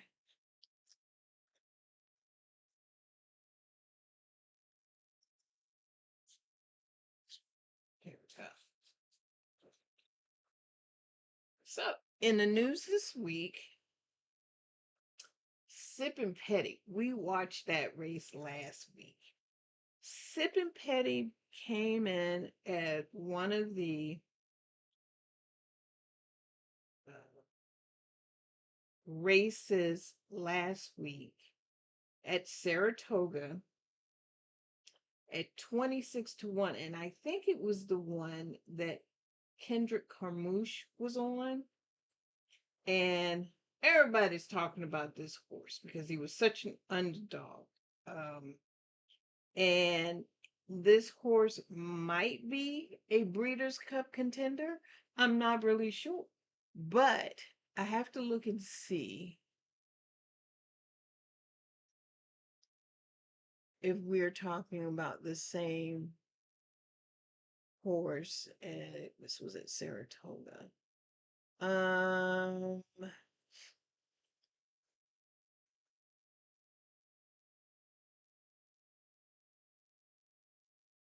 no, not that race.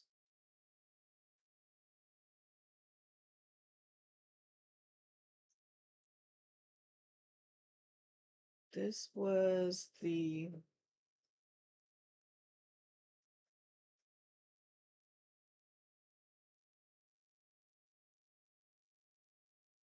or maybe it wasn't last week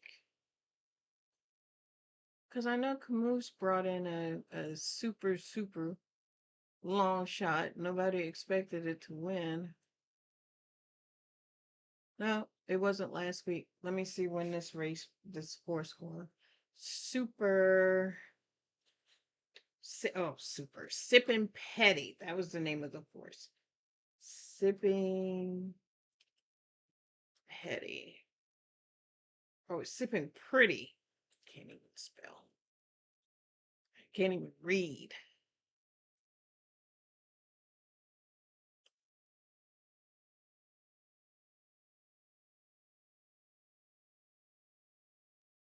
Yeah, I have to do too much reading because I just wanted to see if it was going to tell me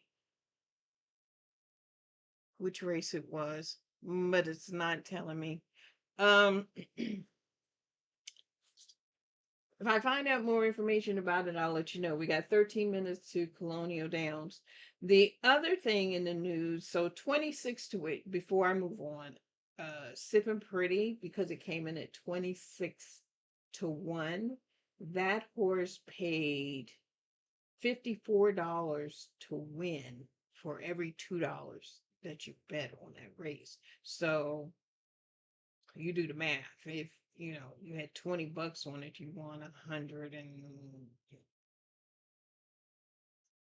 no, I'm sorry, you won $540 or something like that for it. So um they're saying that it might be a Breeders' Cup contender. So I'm gonna keep an eye out on him and we'll see what happens.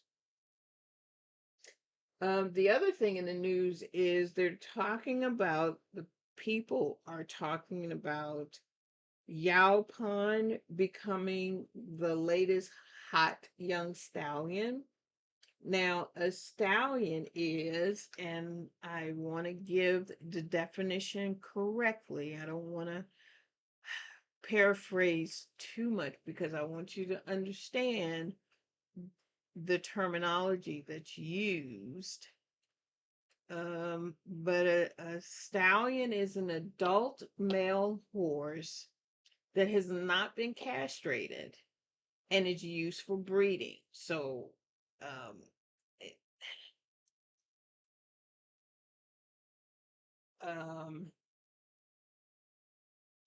these are very carefully selected males.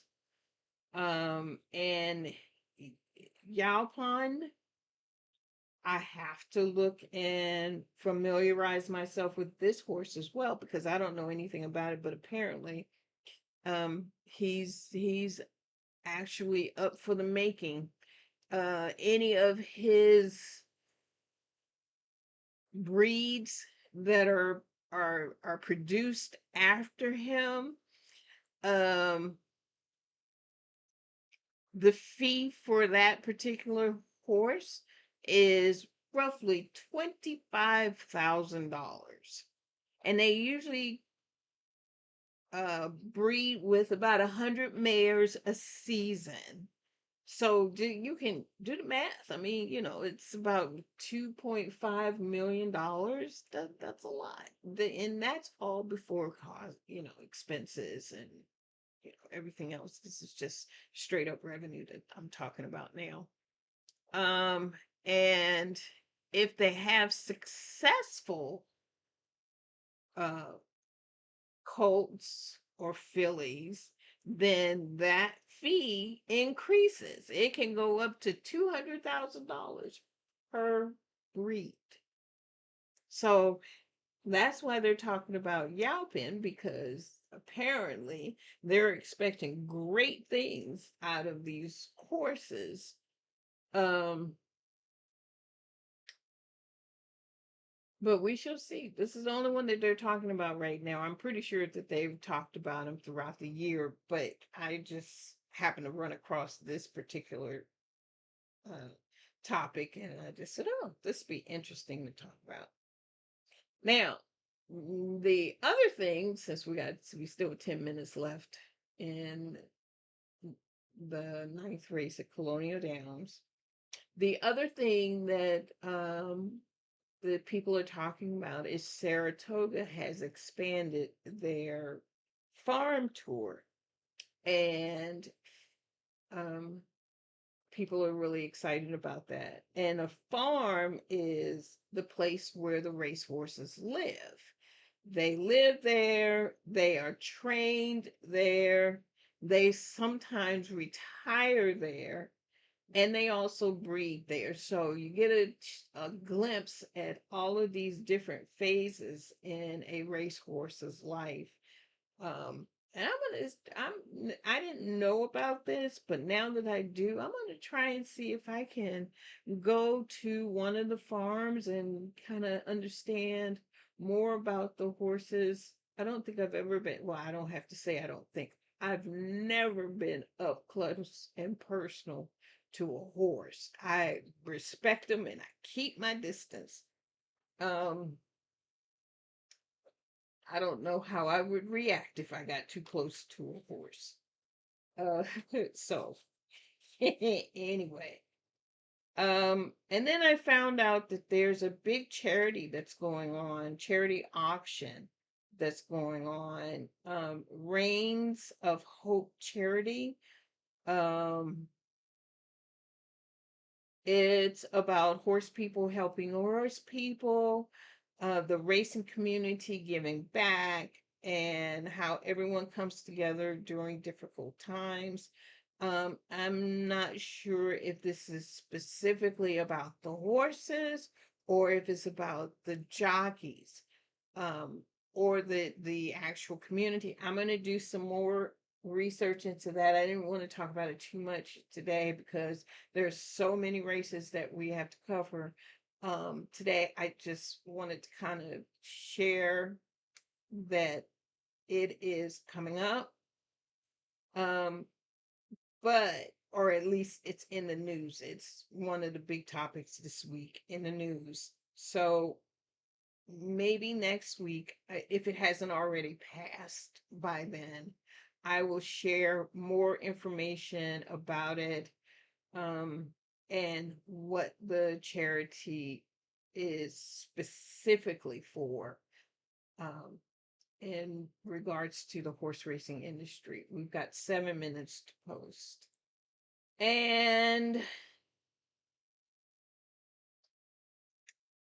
that's all I got. I found these pretty interesting. I wanted to talk about them, and that's where we are. So let's see. The next race that's coming up is at Horseshoe. Again, they're running pretty darn close together. So let's see where we are at the Horseshoe. I don't know why I keep doing that. I wonder if I can. Oh, I can do both.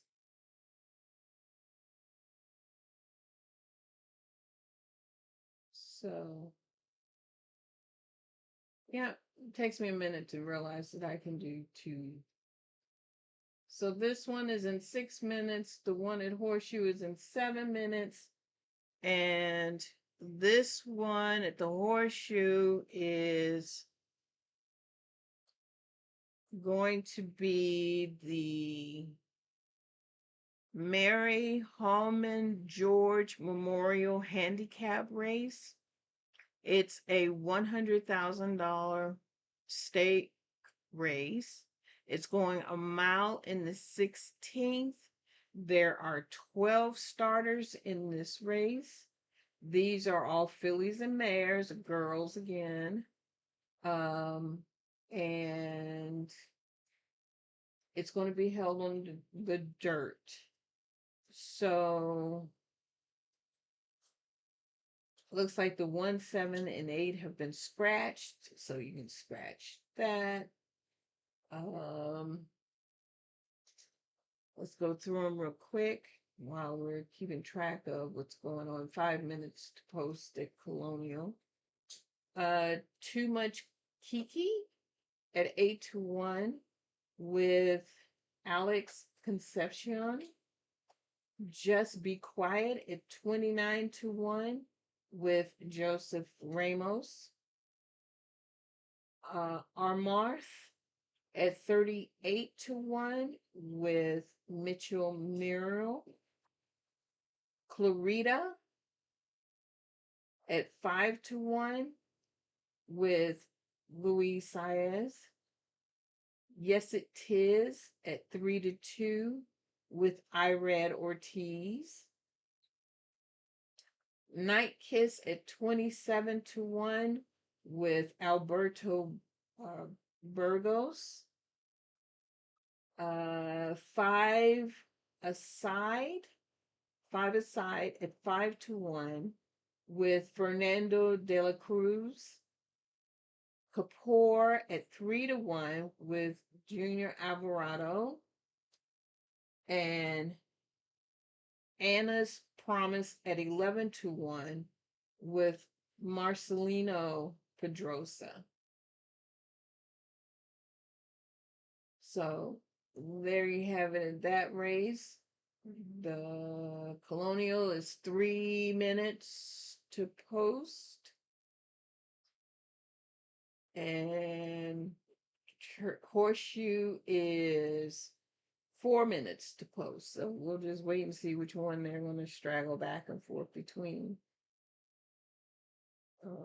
So far, they've just, even if they're delayed, they will go back and play the race. I didn't realize they were doing that. So just have to be patient, which I'm not always patient. So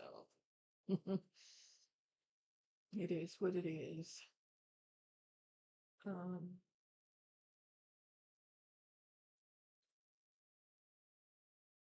It is 89. I didn't realize I thought Colonial Downs was in Kentucky.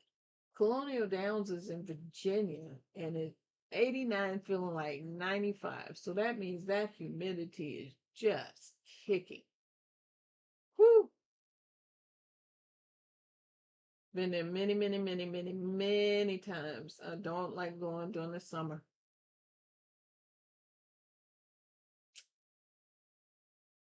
The horses are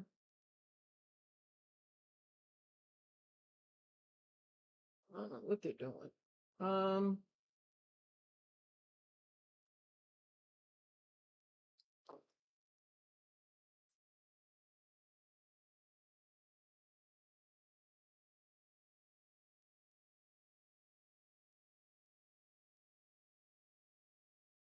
Just waiting.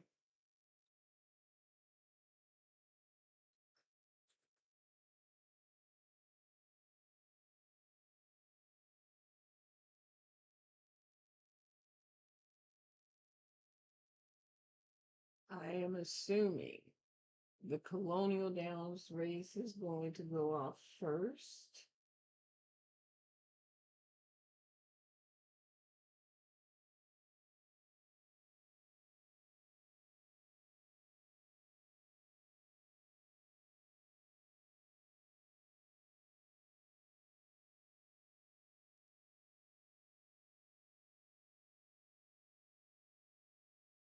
They're not even on the turf yet. They're still on the dirt.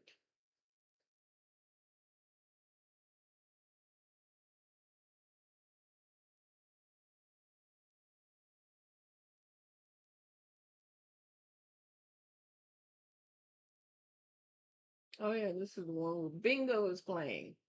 Or is playing. Is running.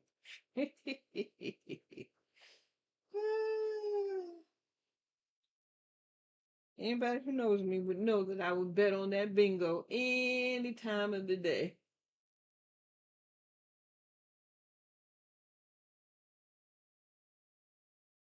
Now they're doing their circle dance. They still haven't made it to.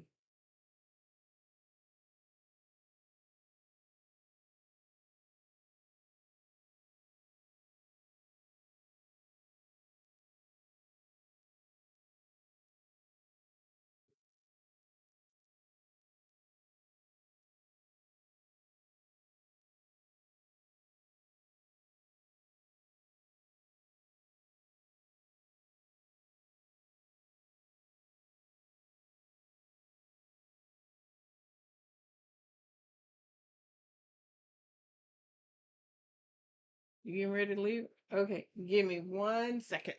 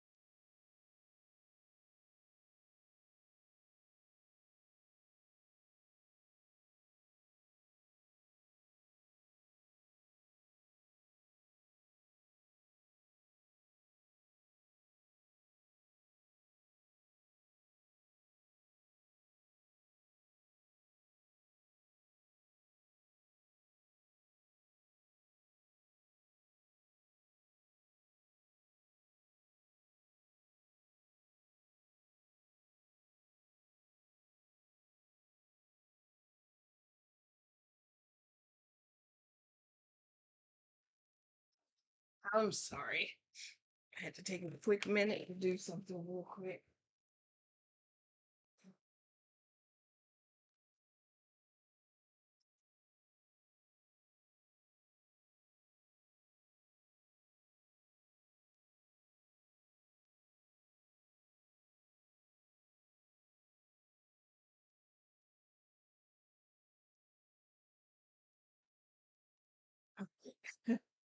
Even with all that time, nothing has happened.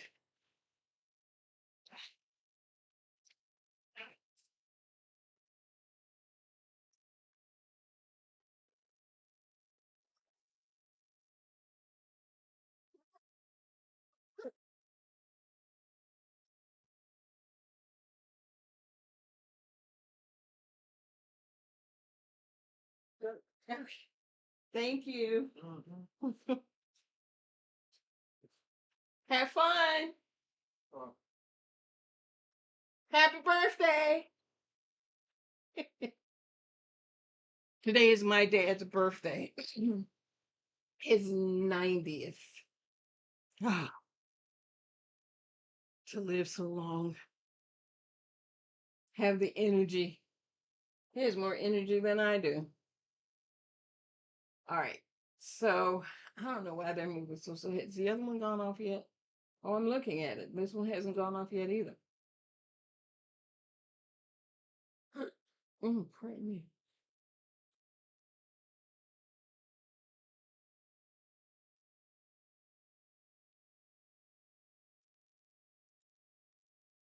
They're both tracks are taking their sweet little time.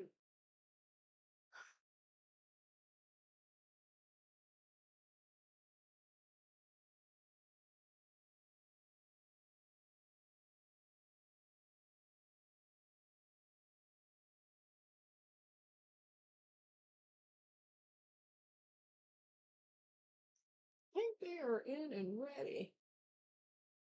This is the Colonial Downs one. So this is, no, it's this one.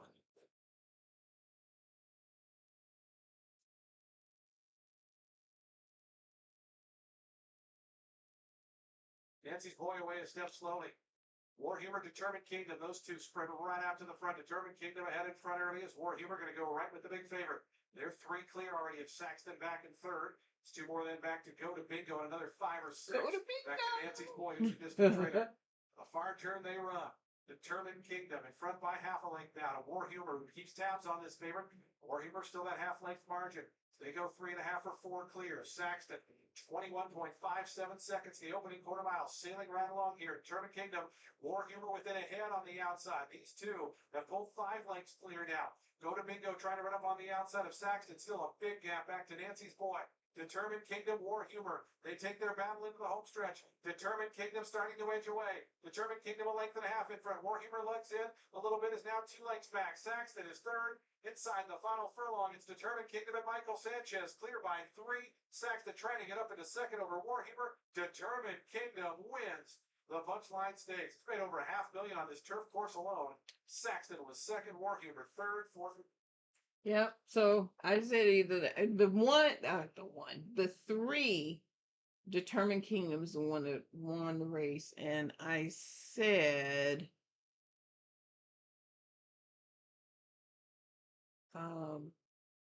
that I didn't think there was anything in the field that was going to beat it. I even said Go to Bingo had no chance in hell of winning, and he came fourth. But I still would have put money on him because at least maybe he could have made third, but he didn't. At least he wasn't last. The 7 horse was last. Nancy's boy. Oh.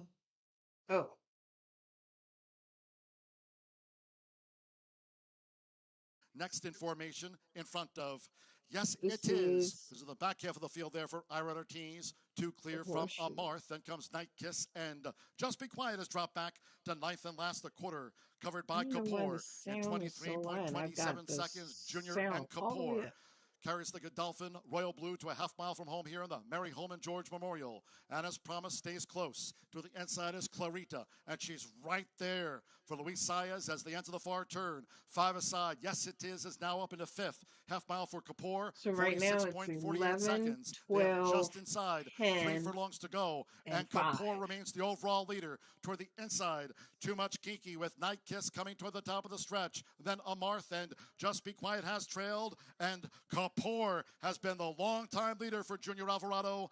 3/4, 1 minute 10.13 seconds. Kapoor into the 6 is stretch. the Leads favorite. here by 3. Oh, he's Anna's coming up. Promise. Yes, it is. Going shoulder to shoulder with Anna's Promise. On the outside, 5 aside looks to be one Oh, pace. And here he deep around is comes, Too but he Much ain't Kiki. going But it's past that Kapoor 11. and Junior Alvarado closing on the outside. Yes, it is for Ira Ortiz.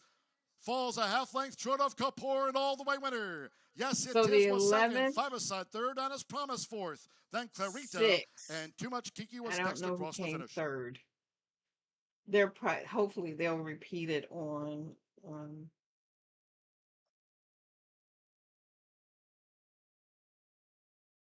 TV. Right now they've got Monmouth Park racing. So the next race, get these two out of the way, is at Gulfstream Park. It's the only race today at Gulfstream Park.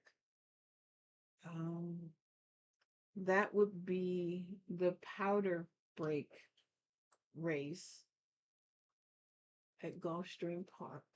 Oh, there's an invite. Are we at where? Where are we? Oh,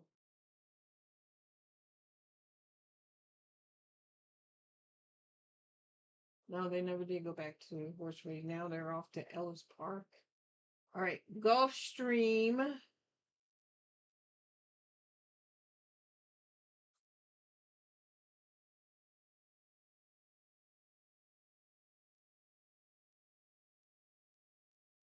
This was a turf race. This was $100,000 powder break, 1 1/16 of a mile, 10 starters in this race, but it looks like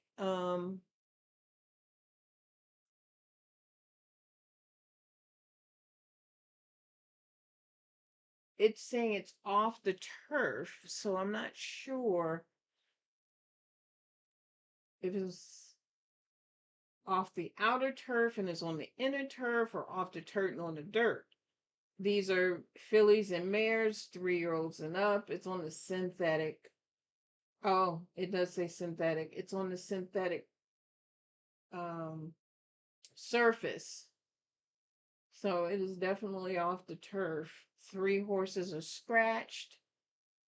City Minute, 8-1. Rashard Hughes. Miss Mary Nell, 2-1, which is the favorite. Lionel Reyes. The 4, Hello, Hello, Hello. Oh, they are replaying the 9th race. They are replaying it. Okay.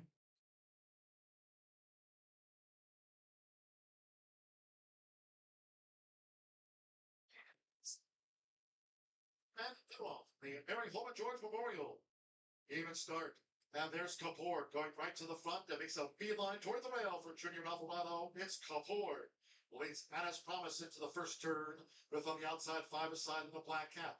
To the inside, as they round the first turn, is the gray mare, Too Much Kiki, and the adjusted side 7 furlongs to run, and Clarita.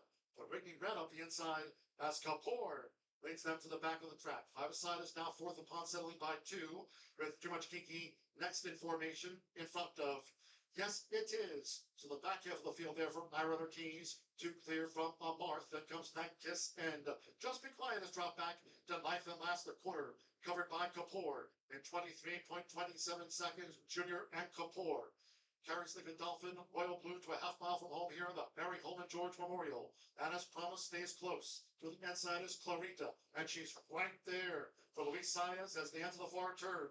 5 aside, yes it is now up into 5th. Half mile for Kapoor, 46.48 seconds. They have just inside 3 furlongs to go, and Kapoor remains the overall leader. Toward the inside, Too Much Kiki with Night Kiss coming toward the top of the stretch. Then Amarth and Just Been Quiet has trailed, and Kapoor has been the long-time leader for Junior Alvarado. 3/4, 1 minute, 10.13 seconds. Kapoor into the stretch, leads here by 3. Anna's Promise, yes, it is. Going shoulder to shoulder with Anna's Promise. On the outside, 5 aside, looks to be 1 pace. Then deep around is Too Much Kiki, but it's Kapoor. And Junior Alvarado closing on the outside. Yes, it is from Iron Ortiz. Falls a half length short of Kapoor and all the way winner. Yes, it is was second. 5 aside third, Anna's Promise fourth. Then Clarita and Too Much Kiki was next across the finish. Okay. Now it's moving over to Gulfstream Park. Hello, hello, hello. 14-1. Nick Juarez. 6 is Legina. 5-2 with Diego Herrera. Vinci Girl at 7-2 with Edwin Gonzalez. And oh, my guy, Miguel Vasquez. Fantasy Performer is 6-1. They're playing music over. Well, I can look at it anyway.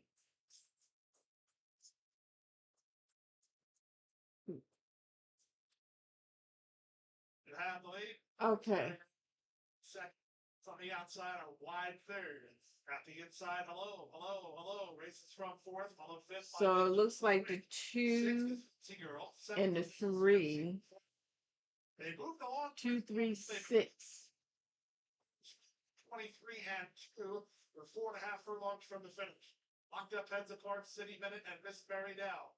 Watching them from the outside, Laina. Far outside, that's the gray Mitzi Girl. Tugged in toward the rail, Fantasy Performer. In between horses, hello, hello, hello. Have a trailer make the boys wink. They went to half at 48-1, so they caught a second quarter breather and they swing into the far turn. City Minute narrowly. Miss Mary Nell second, set to late. 4 wide is Vinci Girl, 3 wide Laina. Down at the inside, trying to thread through Fantasy Performer, and it's hello, hello, hello, and make the boys wink. They're right to the top of the stretch after 3 quarters. In 1:11 and 4, they're almost 5 in line. I know, they're so close. Over the top, it's Vinci Girl to put a neck in front. Fantasy Performer. Come on with this 10 horse. Come on, Miguel. Come on, Miguel. Come on. Swing.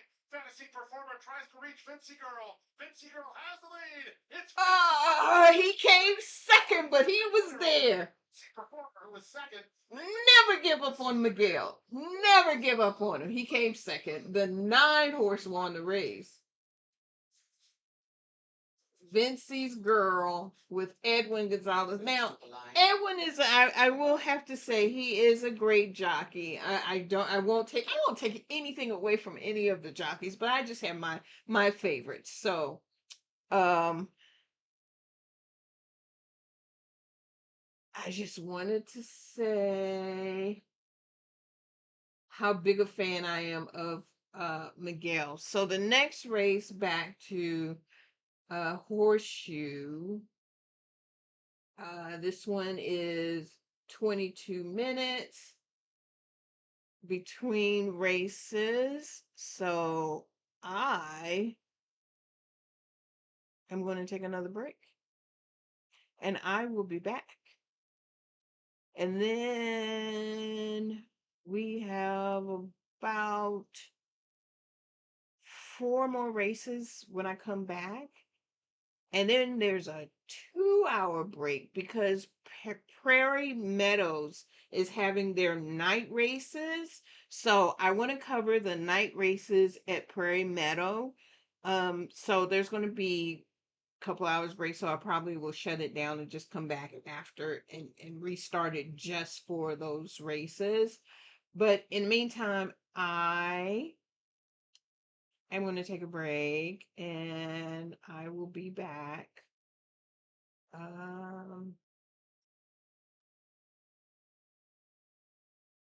before the next race begins at the Horseshoe, which will be at 5:16.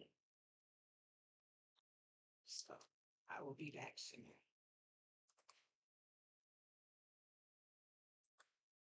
Okay, your dad just arrived. Yeah, you can sit right there on the bed, on the edge of the bed.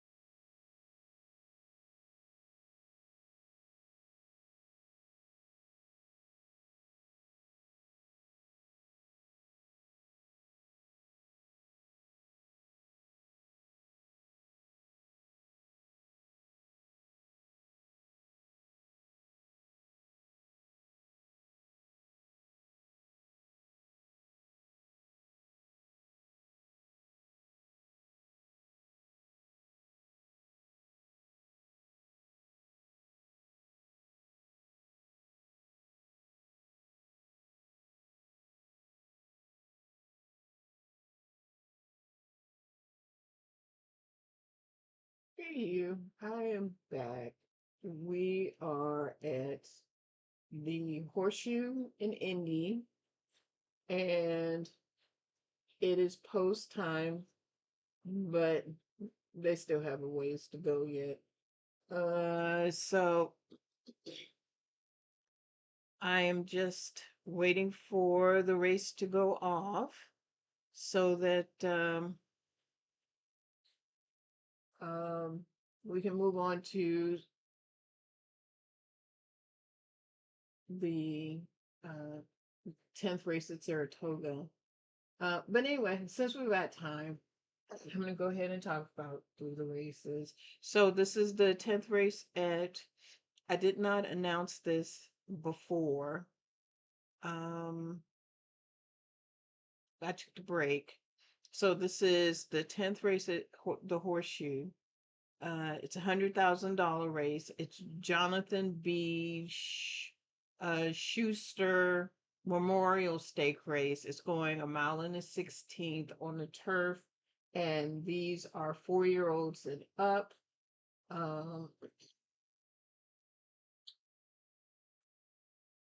Yeah, they're still not ready to go off yet. Vito, one is Vito No. There did I say there are 10 starters and it looks like all 10 are starting. Vito No at 5-1 with Luis Saez. Judge Davis at 16-1 with Fernando de la Cruz.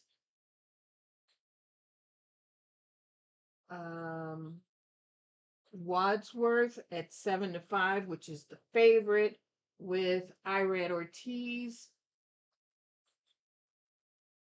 Noise is off at 31-1 with Evan Ronan. Encino at 5-1 with Alex Concepcion. Huggins Boat at 10-1 with Declan Cannon.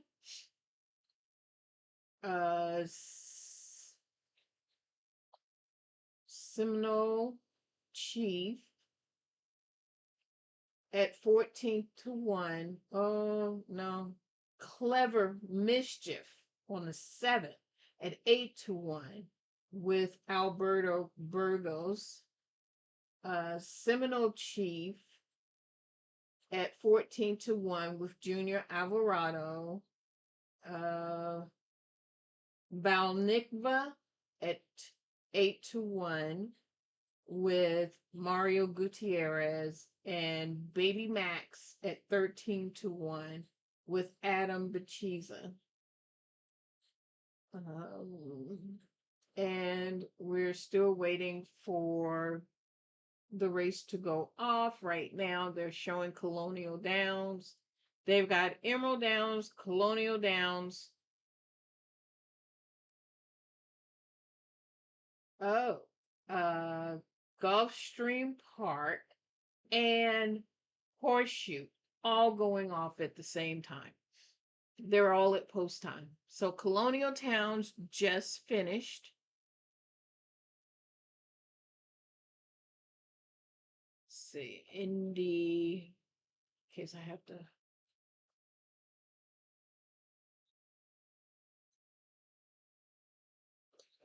Let's go to race 10.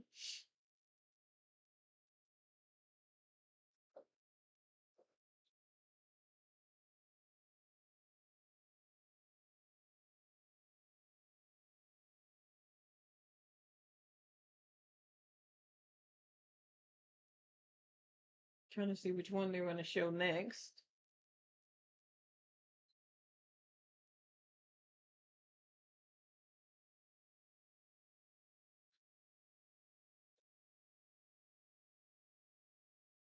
Oh, looks like Gulfstream Park is next.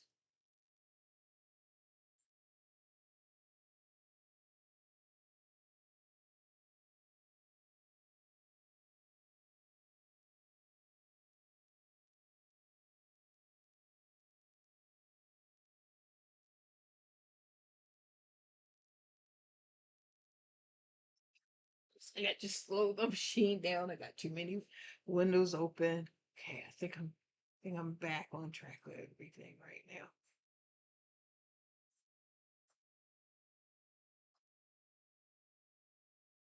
Close this.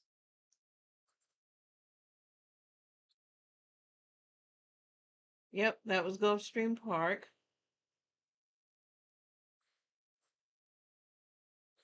Oh, they're just now getting on the. Why were they going on the?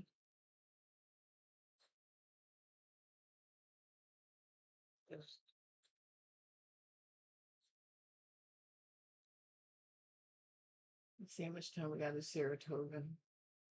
18 minutes, so we got plenty of time at Saratoga.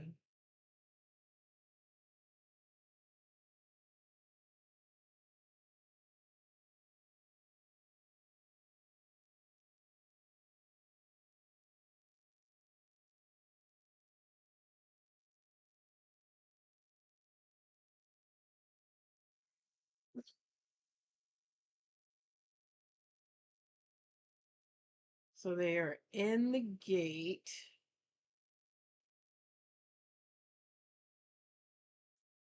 The horseshoe. With a couple of handicap wins on the card. Evan Roman with Noises Off. Mario Gutierrez with Balnikov. Axel Concepcion and Sino, like Wadsworth, both are Brad Cox. The Royal Blue of Godolphin comes Encino. The Mountain 16th, Corsair Fur. One more. Adam Skitza with Baby Max. Wadsworth, 3-2 favorite. Course firm, this field with 49 wins between them. 12-1 on Baby Max. This was upgraded from good to firm here on Indiana Derby Day, and Baby Max make up the 10. Wadsworth and Encino, the Godolphin 2, now joint 2-1 favorites. They're in the gate.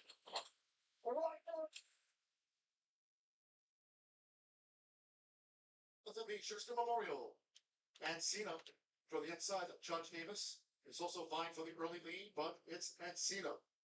The leads out for Axel Concepcion. Judge Davis toward the inside, and the Gray Seminole Chief is right up there with Encino as they make the way toward the first turn. The 5 horses in the lead right now. 5, 8, 2. 5, 8, and 2.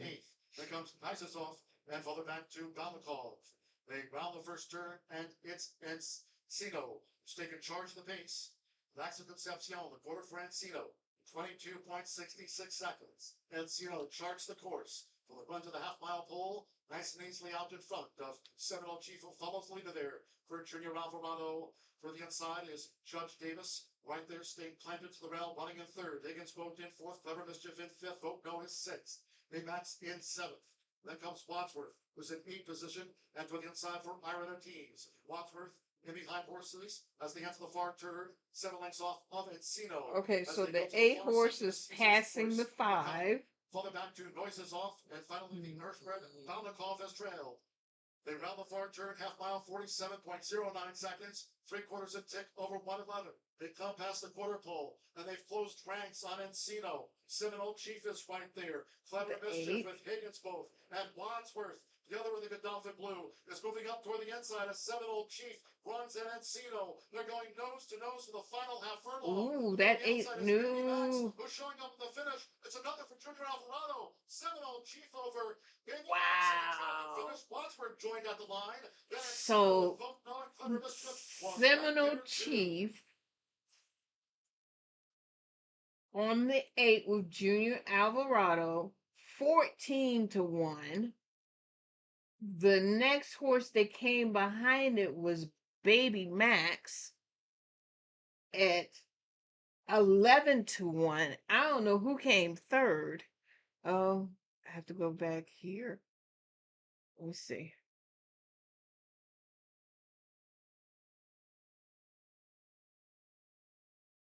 So the 8 horse won the race.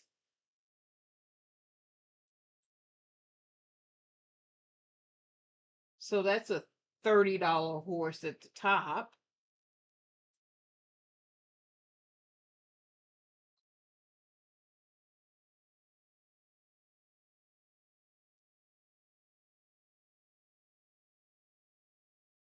It's a photo for 8-10-3.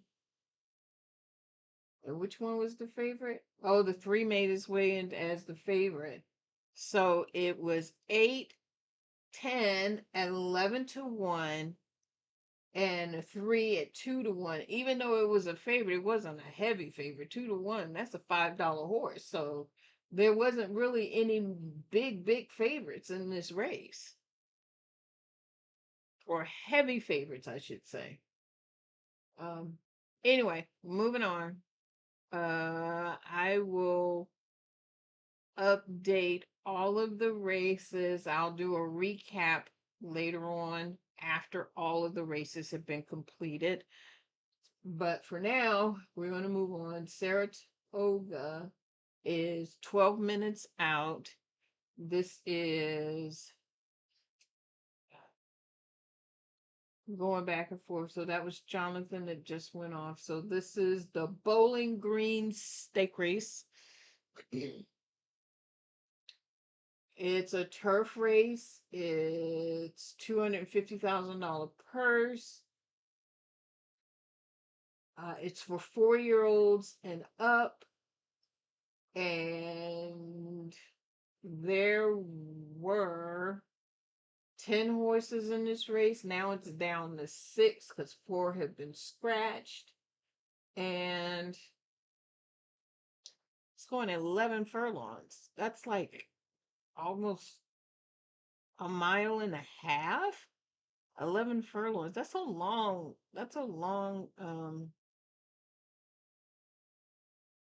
long race. Mile and 3/8.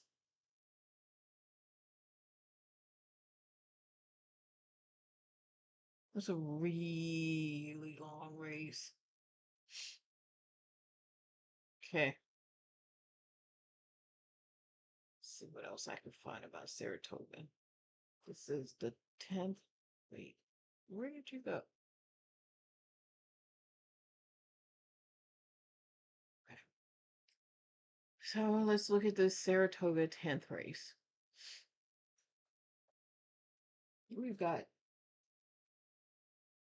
probably 15 minutes, although it's saying 11. Because it takes them forever once they get to post time. All right.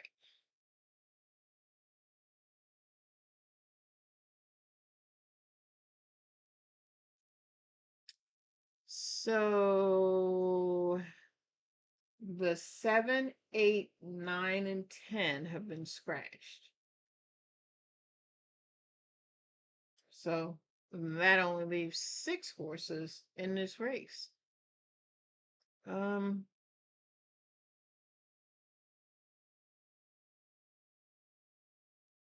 So the one is Old Crazy Bone at 6-5. That's the favorite with Flavian Pratt.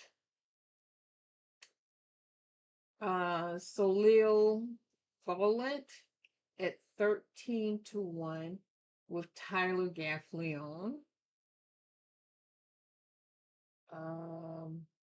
We've got Desvio at 13-1 with Johnny V. John Velasquez. The 4 is Fort George at 3-1 with Corinne Schumark. I'm not at all familiar with him. I don't know who he is. Maybe he's new on the circuit. Carson's Run at 7-1 with Joel Rosario. And Minaret Station at 5-2 with Jose Ortiz. The first time I'm seeing Jose run today.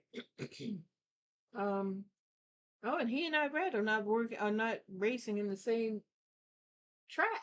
They don't do that very often. That's the reason why I haven't seen Jose, because I've been seeing Irad at is he Indiana or at I think he's at Indiana. And Jose is at Saratoga. So let's take a look and see anything that sticks out about this race. Um,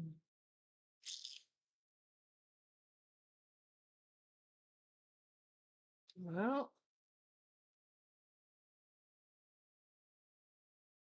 the one doesn't look, of course, the one is the favorite. I was going to say the one doesn't look too bad. Huh.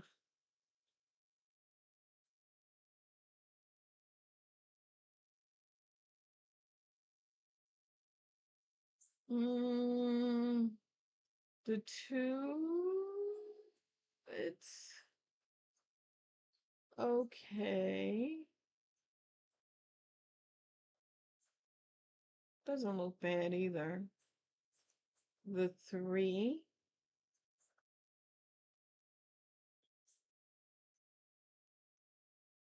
mm,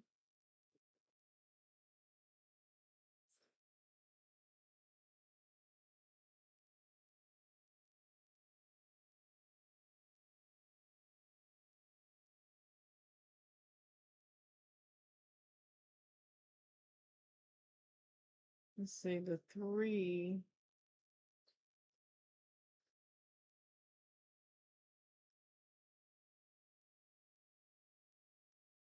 I don't know. Wonder I've never heard of this. The jockey Corinne Schumark, because he's not from this country. It looks like this horse, the four horse George, Fort George, is out of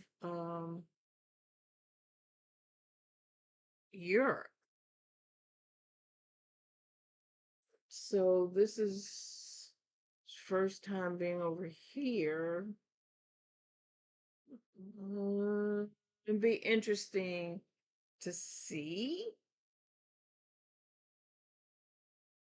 if this horse can hang in there. Um,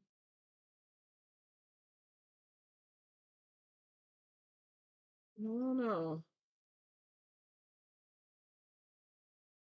The five, I'm not really liking. Um, although Rosario has a tendency to surprise me from time to time. And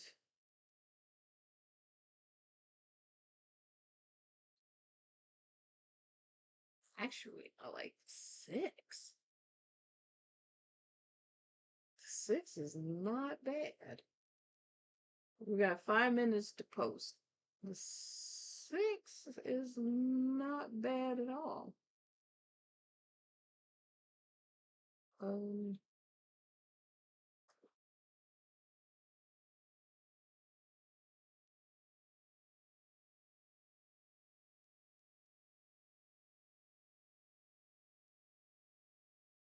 I don't know because it's funny because I don't really like playing. I don't bet on races that only have six horses in it. Unless there's a huge long shot that I feel like it might be worth my time and effort to do. And this one has a 13-1. I would just put $2 on the 13-1 across the no, because it's Tyler. I put $5. It's not just to make any real money. It's just to cover the bet. Um, but anyway, it is 5 minutes to post. Uh,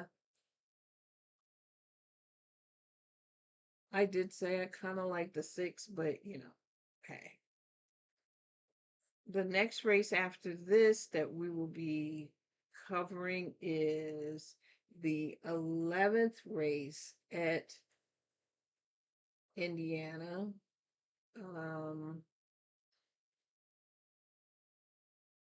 This is the Indiana Oaks. It's a $200,000 race. It's going a mile in the 16th. There are 6 starters in this race, and I can already see one of them has been scratched. The 6 horse has been scratched. And these are 3-year-olds on the dirt. And I can go ahead and give the details because this name is slow on this one too. So the one is Star Actress at 7-1 with Junior Alvarado. The 2 is Nala at 14-1 with Fernando de la Cruz. Maximum Offer at 6-1 with Luis Saez. Betty's Pearl at 7-5 with Mario Gutierrez.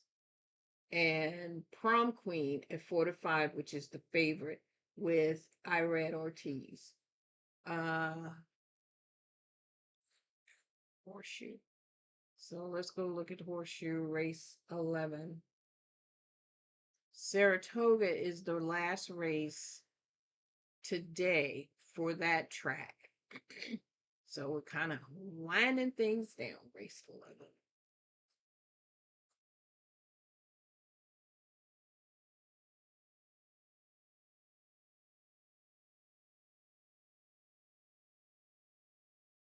All right, race 11.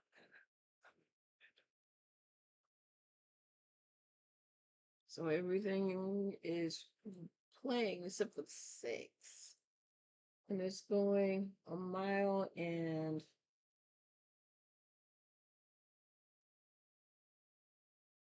a half. Okay, so 2 minutes to post at Saratoga. Let's see, Star Actress.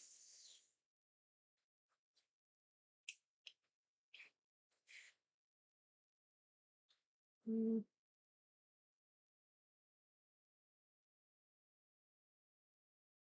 Hmm.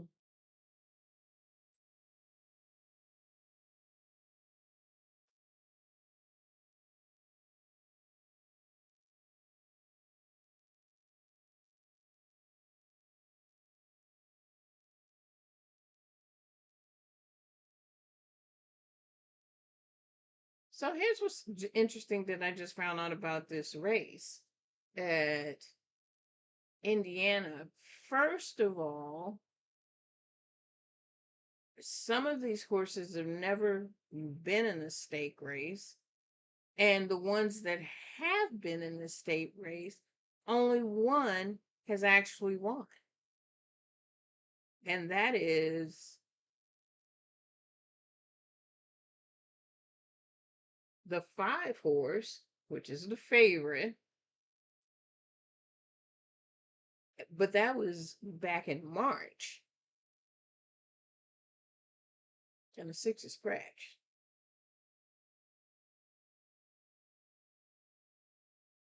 Funny thing is, if 6 had stayed in, the 6 probably would have won the race.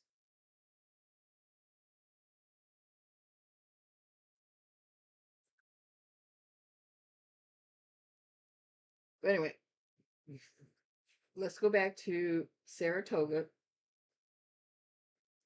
We are at the Bowling Green stake race.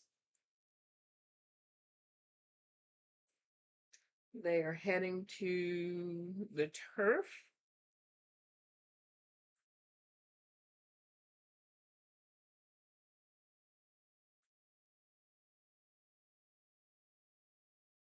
I think I said I like the 6 on this in this race. Before I'm looking to see what it's going to do because it's from England.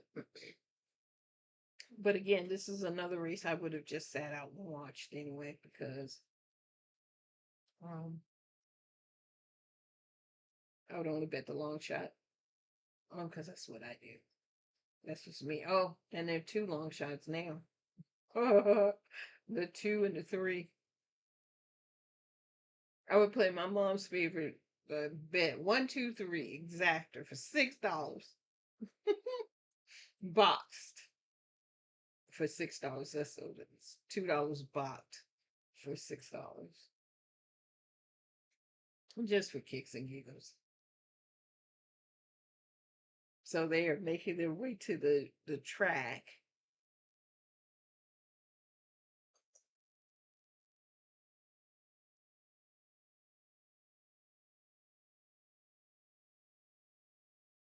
And the one is still a heavy favorite.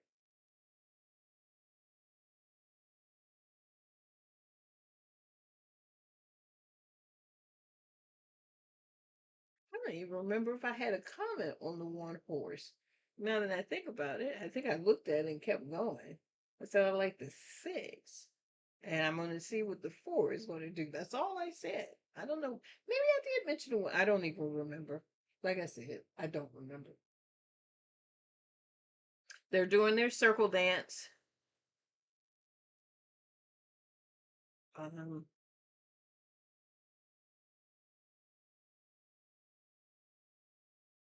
and they're heading into the gates now.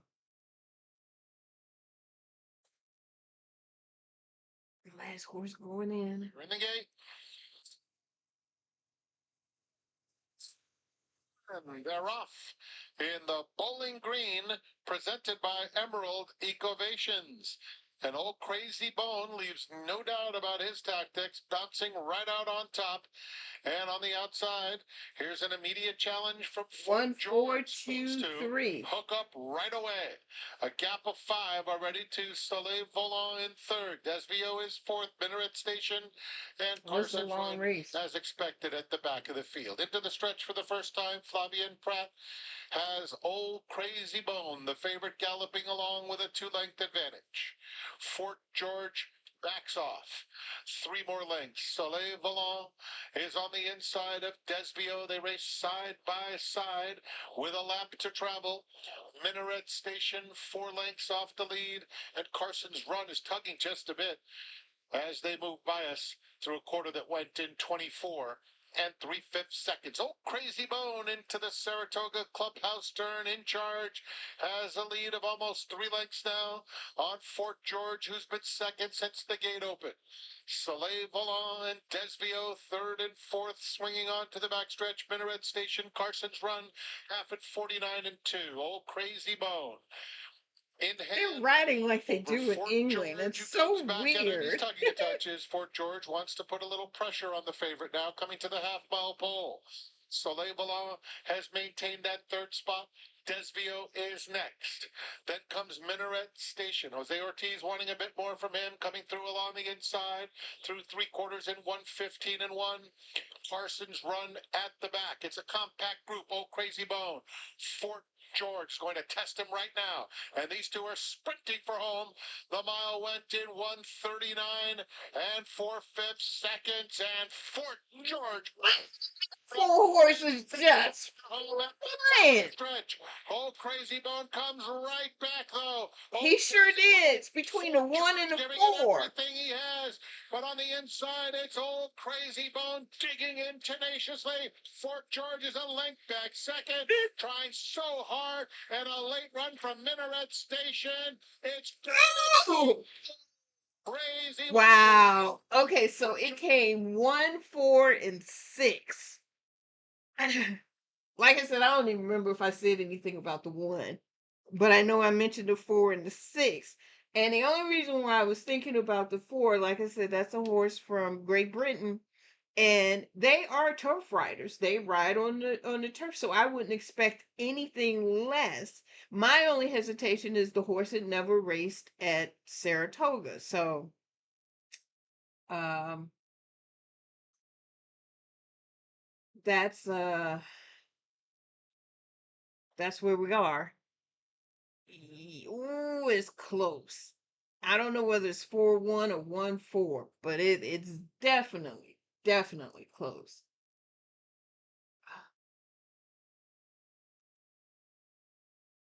Um,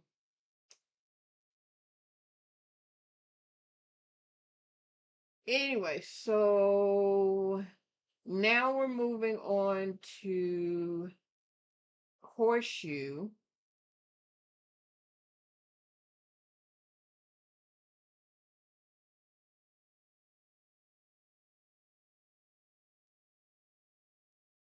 Saratoga, we're done. And that's it for Saratoga today. We've got the 11th and the 12th race at the Horseshoe. Now, there's quite a bit of this is in 9 minutes. The next race is in almost an hour. So, definitely going to take a pause there. Come back, watch that one race go off, and then we've got another 2 hour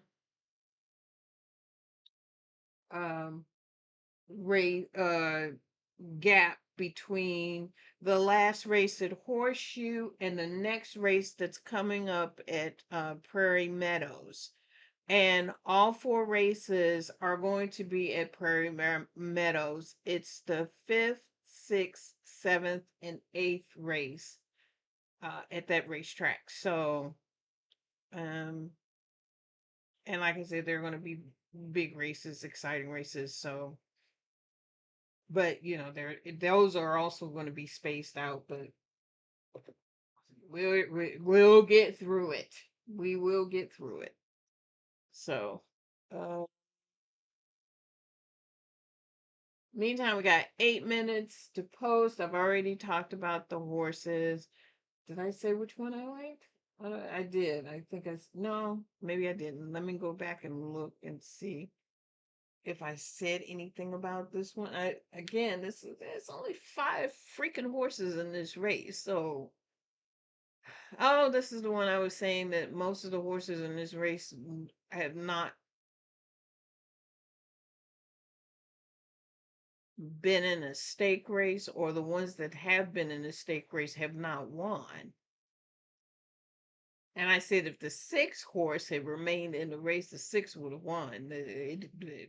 It would beat everybody hands down.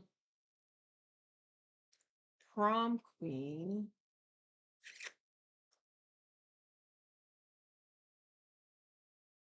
And this is going 1.5 miles. I got, honestly, I got nothing.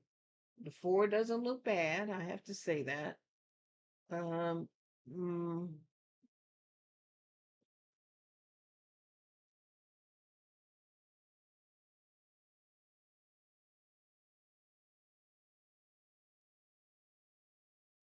um,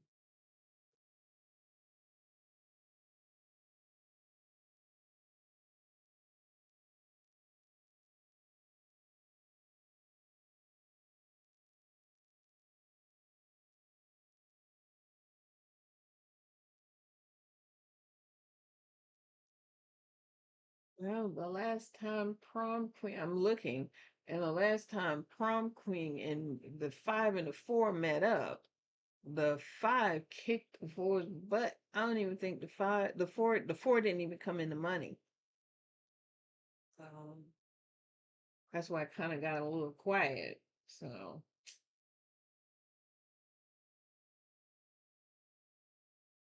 you can make a comeback. They certainly could. Um, I don't have a strong opinion one way or the other on this. So,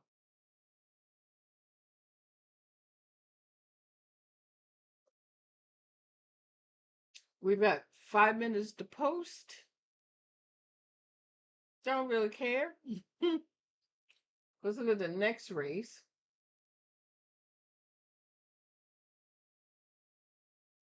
We are on the Indiana Oaks. So that's where we are. The next race is the Indiana Derby.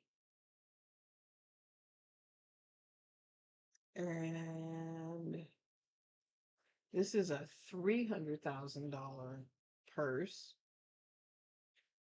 going again 1 mile in the 16th. Wait, so hold on. 3-year-olds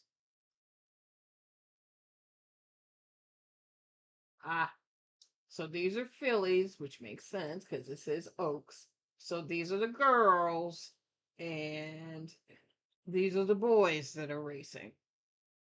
Okay. Because they're both going the exact same distance. A mile and a 16. This one had 9, of which 3 have been scratched. So there are only 4 in this race.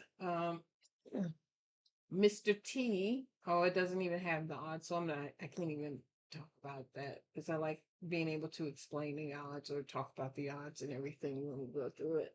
So we've got 4 minutes left to go. Um,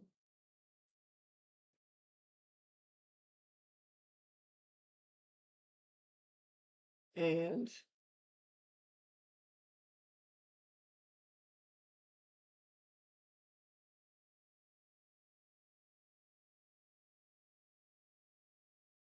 just waiting for the next race. That's it.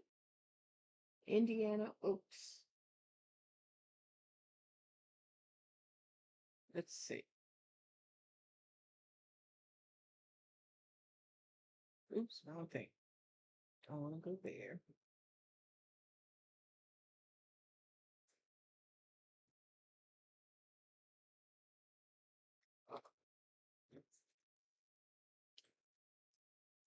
Indiana Oaks. See if it tells me anything about the Indiana Oaks.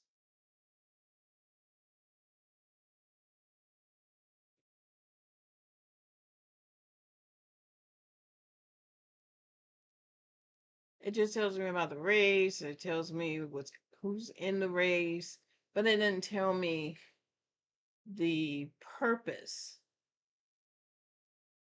of the Indiana Oaks. And it just might be because it's a huge race day for Indiana. How long it's been around.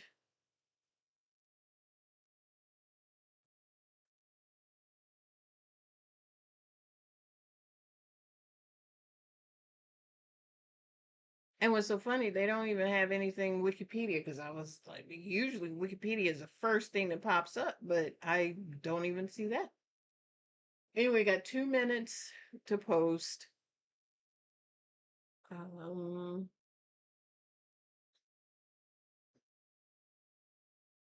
so I'll look at that later. Um, I guess I could chat GPT it, but well, got time. Let's see what chat GPT says.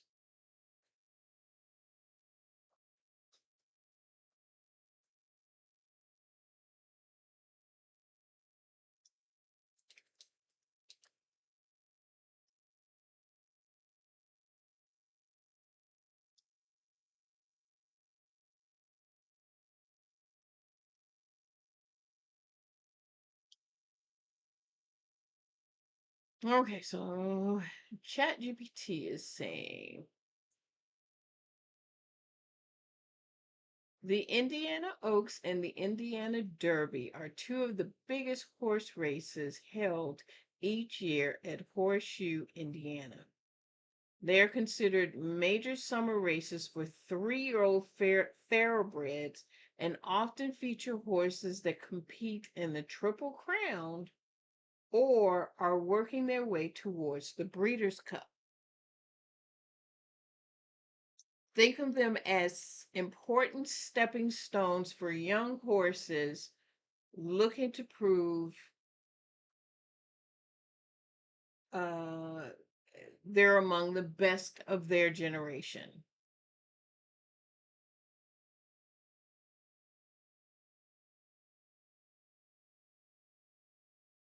And it's just talking about today's races.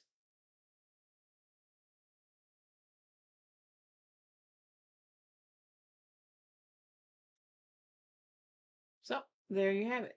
So whoever wins these horse races, both of these races, may end up in one of the Breeders' Cup division spots. They just didn't go by the way of winning and you're in it. That's all. Because these don't qualify for that. So it'll be interesting to see. At least if the horse's name comes up, I'll know the name. So they are heading to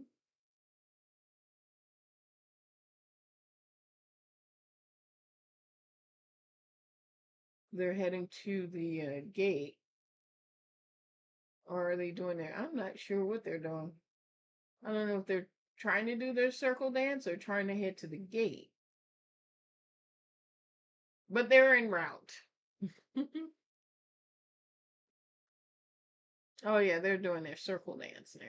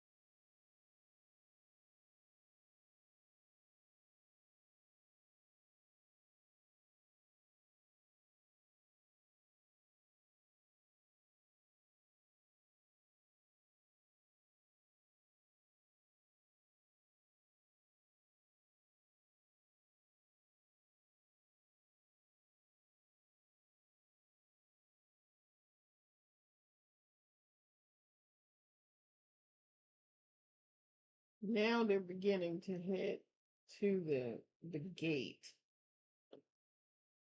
I would talk more, but I have nothing else to talk about as far as the races are concerned because I haven't talked about Saratoga.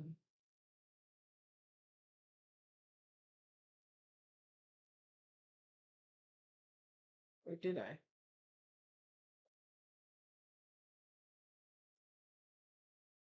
Yep. 10th race, Saratoga. Mm-hmm.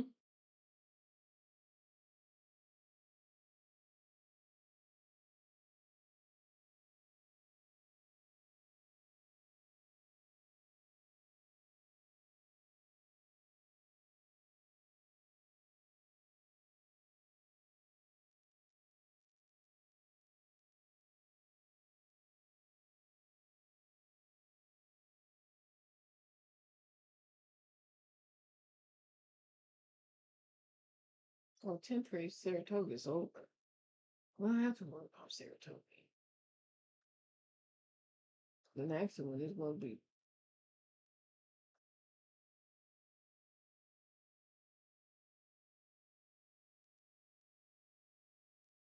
Rare Mills, race 5.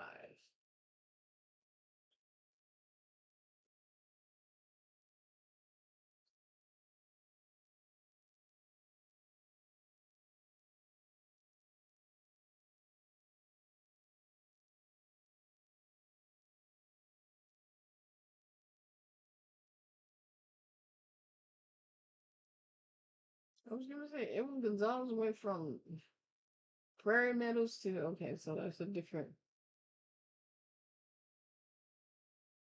All right.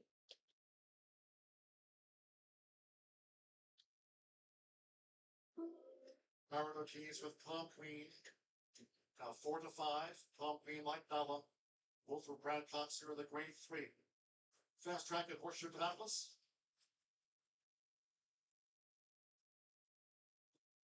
And Palm Queen. They're in the game. And they're off. And the Indian Oaks of 2026. Maximum over all way well. Now look toward the inside, and here's Plum Queen. The Strides up. 3 is in Maximum front. The As 5 they is make the moving first turn, past. Betty's Pearl and Star Actress has dropped back to last with 7 furlongs to run, and it's Maximum Offer. Let's take the early lead for Luis Saez in front of Plum Queen. To the inside is Nala. Royal Blue with the white epaulets as these leaders go to the back of the track. Betty's Pearl and one more to Star Actress. 5 lengths from top to tail, and it's Maximum Offer. in charge of the early pace. The opening quarter, 24.74. That's the slowest ever in the Indiana Oaks. Oh, Maximum offer slows them. that's not good. Aaron Ortiz and Tom Green staying close to the pace. When there's not much early pace on, maximum offer dictates her own terms, going past the half-mile pole with Nala running in third. And on the outside is Betty's Pearl, and the star actress remains last. It's maximum offer, and she's in charge of the pace. Half mile 48.95, steady as she goes. Maximum offer to just inside 3 furlongs from home. With on the outside, Prom Queen poised for a bid. Maximum offer tackled by Prom Queen, and Betty's Pearl is right there in range. With on the outside, star actress was in the forepath, making progress now for Junior Alvarado, and now up the rail. They turn for home. 3/4 for maximum offer has led them a long way. In 1 minute 12.44 seconds, Betty's Pearl is coming with a charge, but maximum offer, she's still there. For Louisa has passed the 16th, and maximum offer was unstoppable in the Indiana Oaks. Maximum offer, wire 2, wire 1 by Sure did. That maximum offer. But the 4-horse, which is what I had said, either the 4 or the 5, the 4-horse was the one that I was would have put money on, but at least it came second.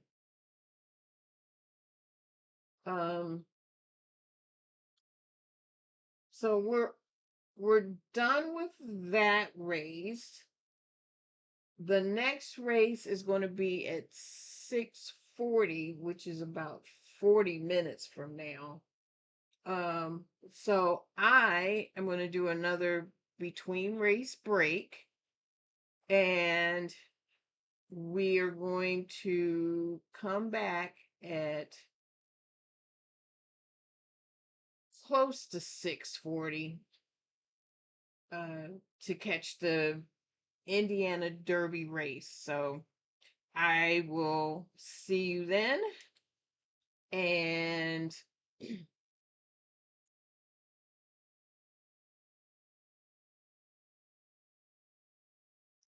we'll cover that race until the prairie races come. So there you have it.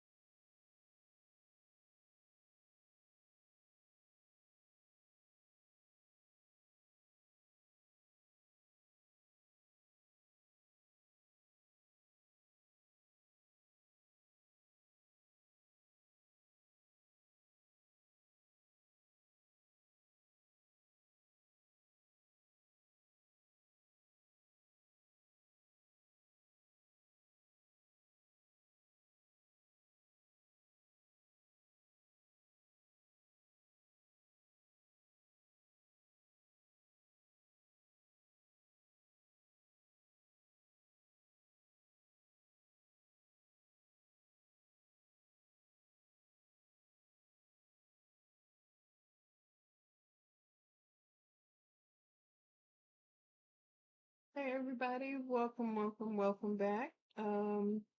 We are getting ready to cover the Indiana Derby race. It's 2 minutes to post, but we know how far that goes. Um, this is the last race that we will be covering at Indiana Downs. And then we're going to take a huge break and come back because I want to cover the Prairie Meadows races tonight. They have a night race. So I am going to come back to cover those. And then after that, I am going Unmute to do the last. Discord. uh, I'm going to give the recap and um, just follow up on things once we're done with that. Um, they did the trumpet, so it's a big race. It's either a trumpet or bugle. I think it's a trumpet at Indiana. They just finished doing that. Now the horses are heading out to the gate. Um, just to recap real quick, this is the Indiana Derby. It's the 12th race. It is going 300,000, 300,000. The purse is $300,000. The race is a mile and the 16th. On the dirt, there are 9 starters, and these are the boys. We just saw the girls go off last race. These are the boys. Um, Mr. T at 17 to 1. The jockey is Mitchell Merrill. Uh, Zanell at 16 to 1 with uh, Fernando de la Cruz. The 4 is Our Money Man at 5 to 2 with Alex Concepcion. The 6 is Creole Chrome at 9 to 2 with Junior Alvarado. The 7 is Out of the Woods at 6 to 1 with Luis Saez.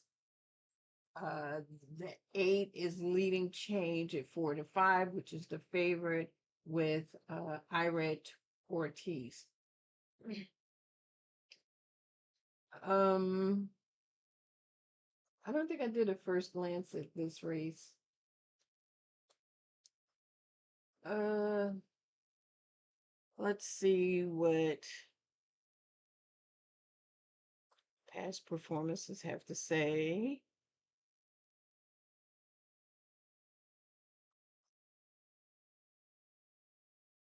About this.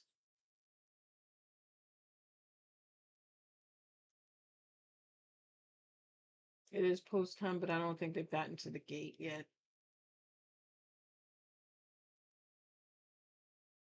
Hmm.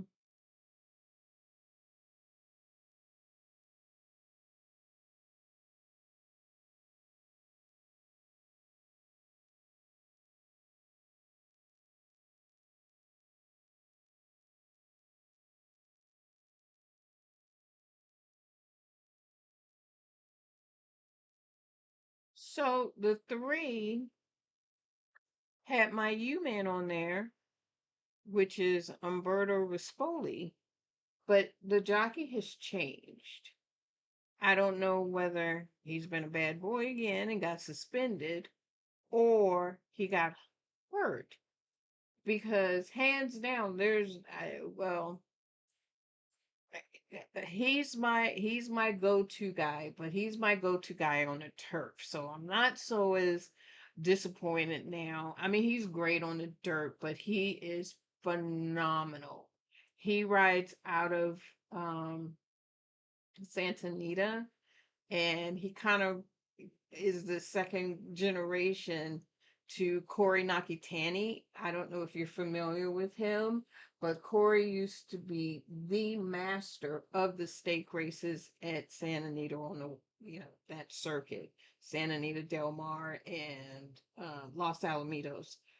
Oh, I don't know if he wrote it Los Alamitos, now that I think about it, but definitely Santa Anita and um Del Mar and wherever stake races it took him. But Umberto seems to have replaced him in that sense, in where he is the new go-to turf guy.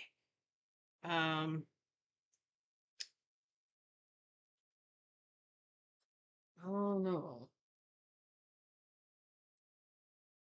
Let's see. I'm still looking. I really don't have a maybe Junior on the sixth. He's 9-2. Mhm.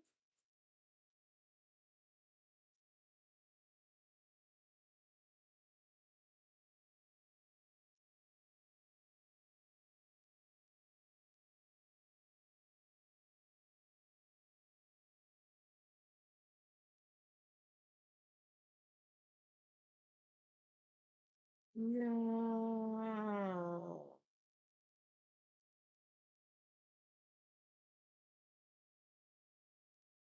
Weird thing is, I like the two Mr. T. Maybe it's the nostalgia kicking in because of I think of the 18. And whoever named the horse probably did the same thing, so it's not anything unique. I mean, if you were born in that era, you know who Mr. T is. Uh, they are now making their way to the gate.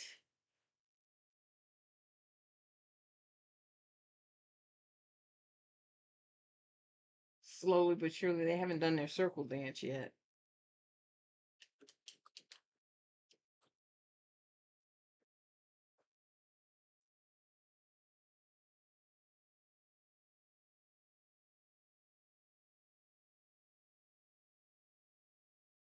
Yep, he took a spill at Santa Anita, and he's still. I'm talking about Umberto Rispoli now, and he broke his ankle.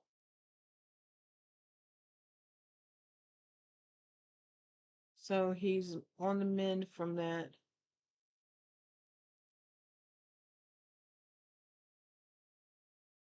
Um,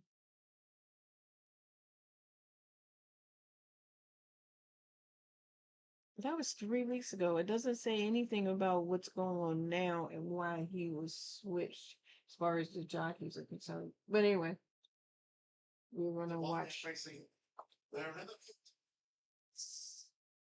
they're off in the Indiana Derby. And Mr. T out to an alert start for Mitchell Merle. Mr. T to the early lead. Here comes out to the woods and leading change is right up there with the front runners as they enter the first turn. Then comes on the outside Creole Chrome, who's running in fourth as they round the first turn. Senal and Our Money Man has drifted back toward last as they go to the back of the track. Just over 6 furlongs to run. And the leader is out to the woods for 23.81 seconds. With Rescience out to the woods, has taken the early lead here in front by 3/4 left.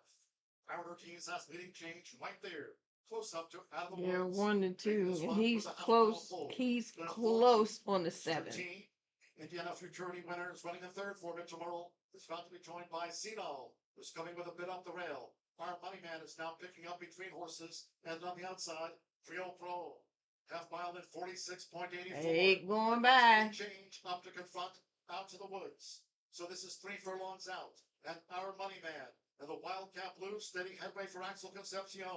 Leading change has taken a short lead from out to the woods, who tries to respond to pressure at the quarter pole. Our Money Man right there, 3/4 1 at 10.55 seconds. See it all straightens away in fourth. Creole Chrome and Mr. T. Top of the stretch. Here comes Our Money Man and leading change up to the forefront. From the inside out to the woods. They're deep in the final for Long Senal's running in fourth. Wow. Leading change. The son of Gun Runner on the outside. He sure is. Leading change. Can't get by him. Can't get by him. So the 1 horse, the 8 horse Then out to the woods. won the race. And the 4, Alex Concepcion, on Our Money Man, came second. So that is our race for now. Like I said, I am going to. What time is the next? Does that race start? Prairie Meadows. 8.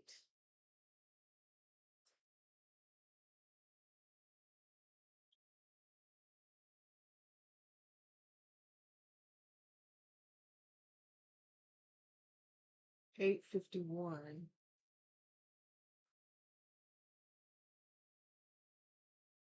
Yeah, that's 2 hours from now. That's a whole 2 hours from now. So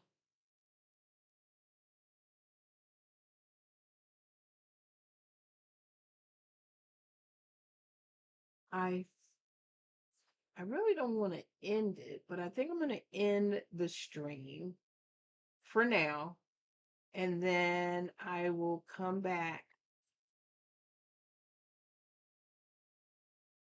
as we get closer to the next session. And like I said, at that point, I will go and do the recap, and everything will tie together as we end our day. Thank you for joining me. I will be back. The next race, like I said, starts at 8:51. So I'll probably be back about 8:30, 8:40, probably closer to 8:40. Um, and we will pick up where we left off. Okay? Take care. See you soon.